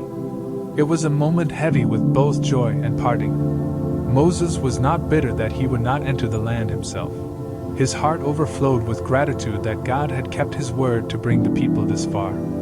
He had led them as far as God allowed. Now it was Joshua's turn to lead them onward. And so, with the sun low in the sky and the voices of the tribes rising in response, Moses' final blessings became a lasting testament that a life poured out before the Lord leaves behind more than memories. It leaves a legacy rooted in God's promises. After decades of leading a stubborn yet beloved people, Moses now stood at the threshold of the promise he himself would not enter. God had brought him to Mount Nebo, rising above the plains of Moab, where the air was thin and the horizon stretched far beyond the human eye. From this sacred height, the Lord showed him the land promised to Abraham, Isaac, and Jacob, a land flowing with milk and honey. Northward, Moses could see the green hills of Gilead, rolling into the distance. Westward, the fertile valleys of Ephraim and Manasseh lay like a rich tapestry, stitched with rivers and vineyards. He saw the ridges of Judah, the shining waters of the Jordan, and in the far haze, the glimmer of the great sea. Each direction revealed another piece of God's promise, a land already prepared for a people still learning to trust. Yet the view was more than geography.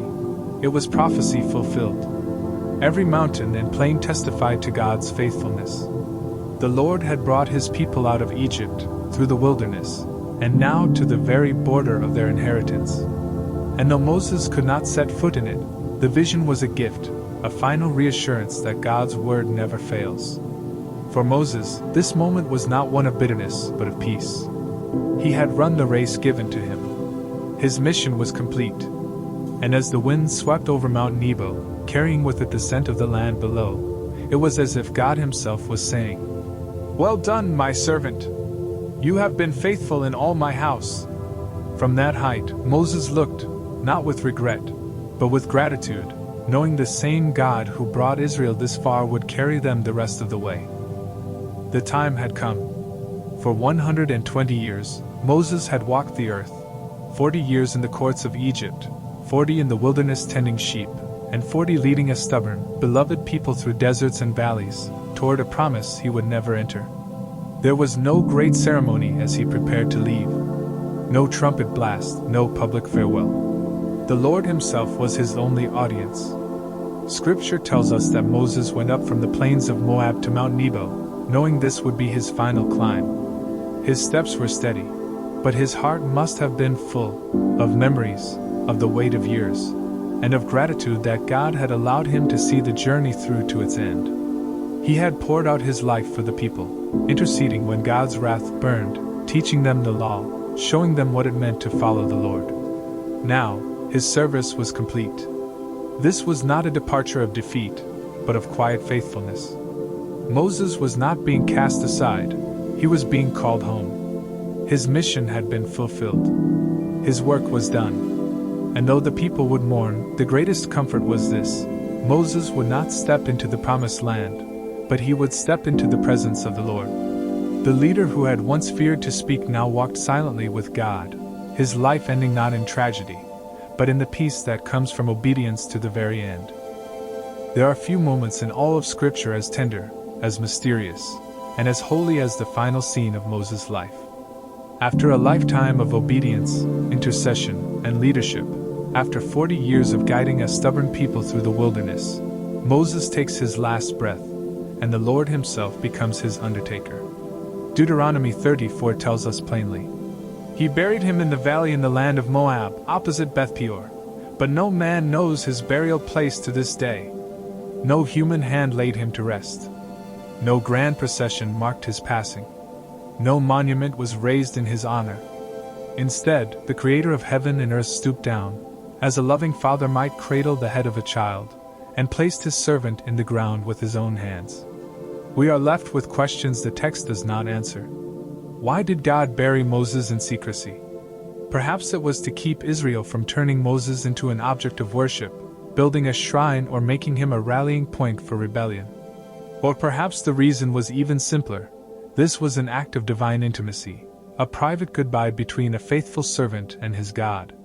Moses' life had been marked by extraordinary closeness to the Lord, speaking with him face to face, hearing his voice on the mountain, and shining with the reflected glory of God. Now, in death, that closeness was sealed with an honor no other man received, to be buried by the hand of God. This scene whispers of something greater to come.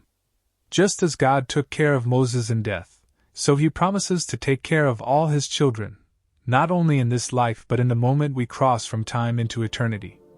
The one who formed us in the womb will not abandon us in the grave. Moses' story ends not with human applause, but with divine presence. He had poured out his life before the Lord, and the Lord answered with his final act of love, laying his friend to rest, hidden in the embrace of the Almighty. The Scriptures close the story of Moses with a declaration that still stirs the soul. Since then, no prophet has risen in Israel like Moses, whom the Lord knew face to face. Deuteronomy 34 verse 10. This was not flattery, nor nostalgia. It was the Spirit's own testimony about the unique intimacy Moses shared with God. From the burning bush to the mountaintop, Moses' life was a series of divine encounters. He spoke with God, as a man speaks with his friend, standing in a place of holy nearness that others could only witness from a distance. It was not his miracles alone, though the plagues in Egypt, the parting of the sea, and the manna from heaven were mighty works. It was the relationship that marked him as different. Moses carried the word of God in his heart before it was written on stone. He bore the weight of leading a stubborn people, interceding when judgment loomed, and even offering his own life in their place if it meant their forgiveness. His leadership was not born of ambition but of obedience. His authority did not come from position but from presence, the presence of God that shaped him, refined him, and sustained him. Though the Lord raised up many prophets after him, men and women who would declare his will, none combined the same depth of communion, the same measure of signs and wonders, the same role as deliverer, lawgiver, and shepherd. Moses stood as a towering figure in Israel's history, a living bridge between God and his people. And yet, even Moses was but a shadow of the one to come, the greater prophet promised in Deuteronomy 18 verse 15. Jesus Christ would embody the fullness of what Moses foreshadowed, a deliverer who not only brought God's word but was the Word made flesh, a mediator who not only interceded but gave his own life to save his people.